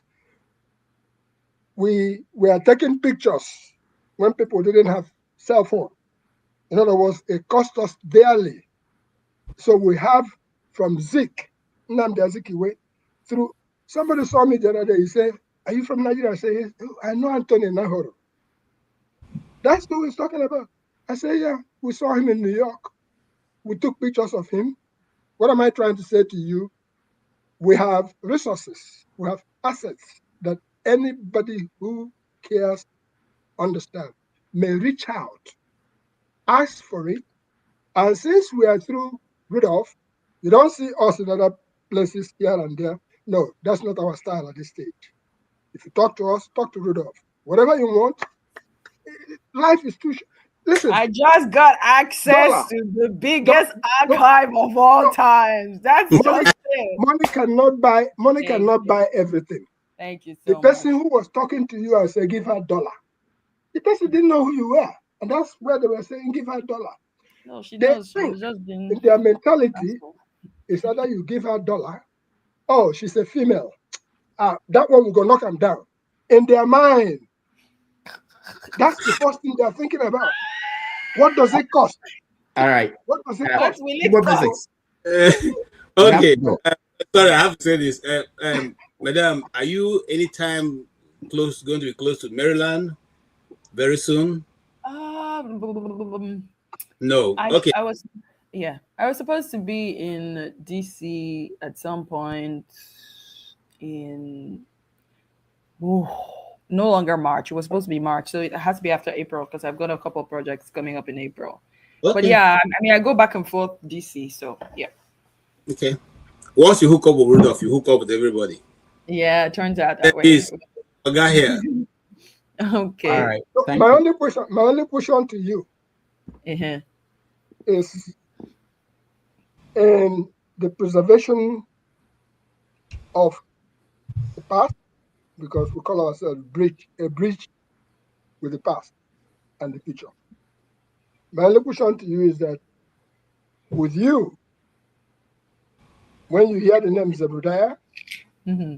when the project is being brought out, because we are going to honor that man another way, Mm-hmm. would you like to participate, and if so, through Rudolph? Yeah, I will. I would look at how the grannies can pay because I think I mentioned diaspora grannies, and that's we wanted to encourage people in the diaspora in Europe, in Africa, to film their grandparents and ask them critical questions. Before my grandma from my mother's side, my dad's side died, I remember my dad brought in a cameraman to record my grandmother, and he was the one interviewing her. And I'm like, what's going on here? This was like 25 years ago or so, or 30 years ago maybe. I was probably 10, and I don't know where that tape is. I wish I could get my hands on it. So we're preserving. I'm very serious about this project. It's very dear to my heart. The UN is saying what I'm saying, except I'm creating content that fills that gap, and I can use all the support I can get. So we're going to do like a UGC style, which is user generated content, and make it fun.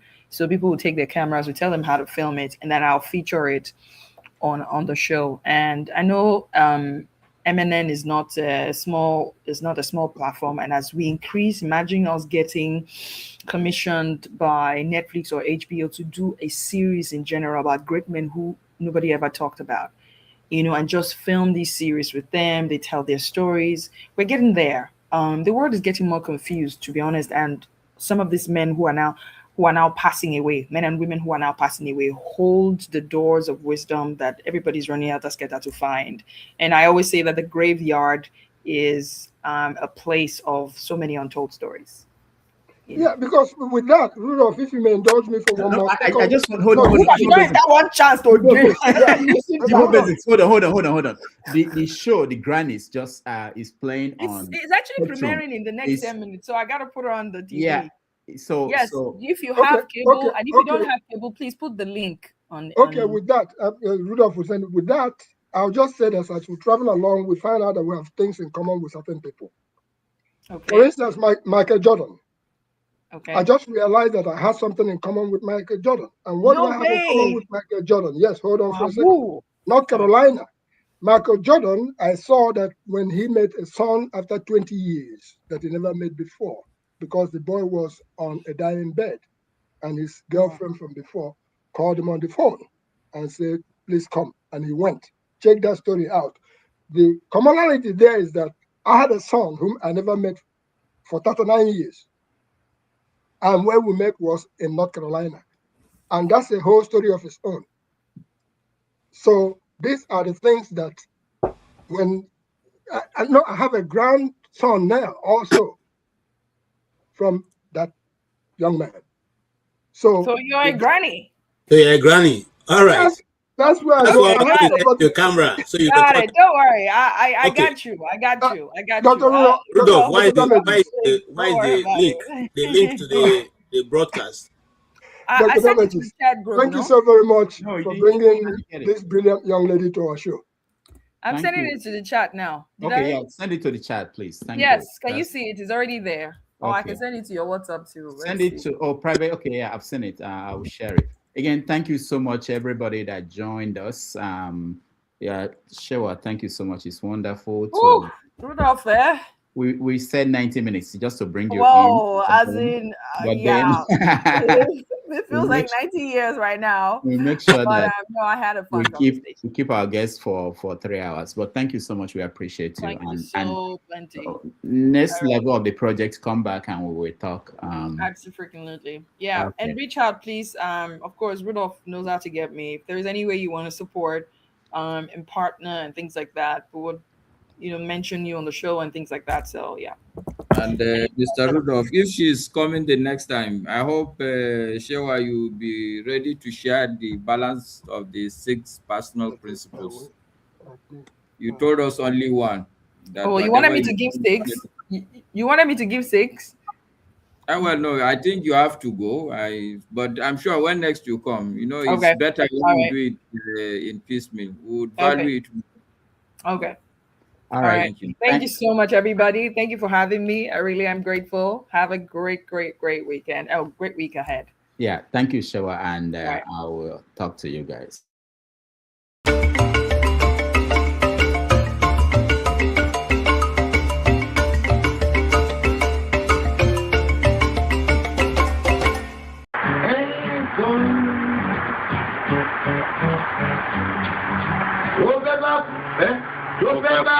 Tó fẹ́ kú torí ẹ̀ o.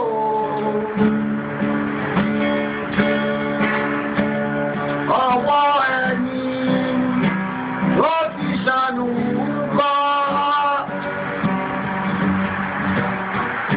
Ayé la bá, ayé la fi sílẹ̀ sí. Lọ́nà èyí yóò.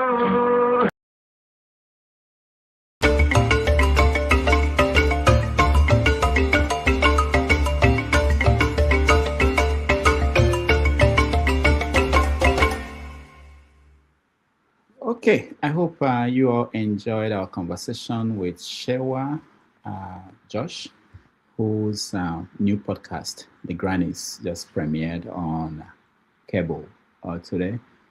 Next week, we will have another interesting guest who will join us on 90 Minutes Africa. I want to thank those that supported us today. I think I have Brick House Capital. Thank you. And AI Village Creation. Thank you so much. And then those that watched at home, we appreciate all of you. I have not been able to share some of the questions you were asking on the comment section, but we are coming up with a way so that you can participate more than just watching at home. So on behalf of all the people that helped me behind the scene, the executive producer and the writers and everybody else, thank you all. KJ, thank you so much for being here. Igbo Basics, thank you so much. KJ, you have an after show going on? Yeah, so there's an after show where you can discuss further the subjects and all the things that happened here today. Igbo Basics, it looks like you still have something to say. Just my brother, I've talked enough. I have nothing more to say. Really, somebody was saying to me that we should come to Odibo to preview Zebrudayah's book, and I said I don't know about that. We'll talk about it, but we need to make. I wrote you something. I said, please get in touch. Let's see how we can fast forward because April is around the corner. Time waits for nobody, and I've done my bit. I've done my part. And the rest is history. All right, that's true. KJ. Yeah, Rudolph, you've done wonderful. You have really done wonderfully well with the guests you're bringing. The other thing is sometimes anyway today I the attendance is a bit fair, because most of the time people want to come for basketballs, they don't want all those, but it was good, and she is very brilliant. I never got to meet with her, even though I know when she was reporting for channels. And again, what she said, the other question I would have loved to ask also is, what's the difference of the John Momo of that time and John Momo of this time? Because John Momo took appointments with Nigerian Broadcasting Commission, and some journalists, if you talk to them at close quarter, they will tell us sometimes he also holds back from being the attack channel that they used to be. So what made people like Chamberlain become very milder than what they used to be? Because Chamberlain for me was one of the best those days, because he asked you your question without any malice. But today he holds back, and I see that his program is not that, he's somewhere, they try to break it. But again, maybe she's no longer in the system, she may not know, but I don't think the Momo of that time is the same John Momo of this time. I mean, no disrespect to him, he has earned his flowers. He is a very renowned journalist with a lot of decorum, but again, like I said, channels is not cutting it for me right now. And people like contrary to whatever anybody says, even though sometimes it comes out a little bit brash, but Rufai still remains, the person, who asks what you want to ask, without, if I was his friend, I would probably, give him one or two insights, but that's the way we want questions to be asked, so that, and the people like Sewa makes it easy for you to know that journalists are also people who went to school. They are not a pushover. Nobody, none of us is a pushover. We didn't choose journalism because we couldn't do the other courses. I was admitted to the university to read law. It was me who changed my first degree to theater arts. Not because I felt I couldn't do law, but because I felt that was the call the God had me to do at that time. And I have never regretted. So why am I saying that? I'm saying to say that even the journalists they see, all of us, we can be pilots, we can be anything we wanted to be, but that's the profession we choose. And anybody who thinks that Nigerian journalist is not doing well as at now, please go and try and see, make you know how it be. Thank you so much. Because my condition make crayfish bend. All right, thank you, Rod. Thank you, KJ. Thank you, Igbo Basics, and I will see you guys on Saturday next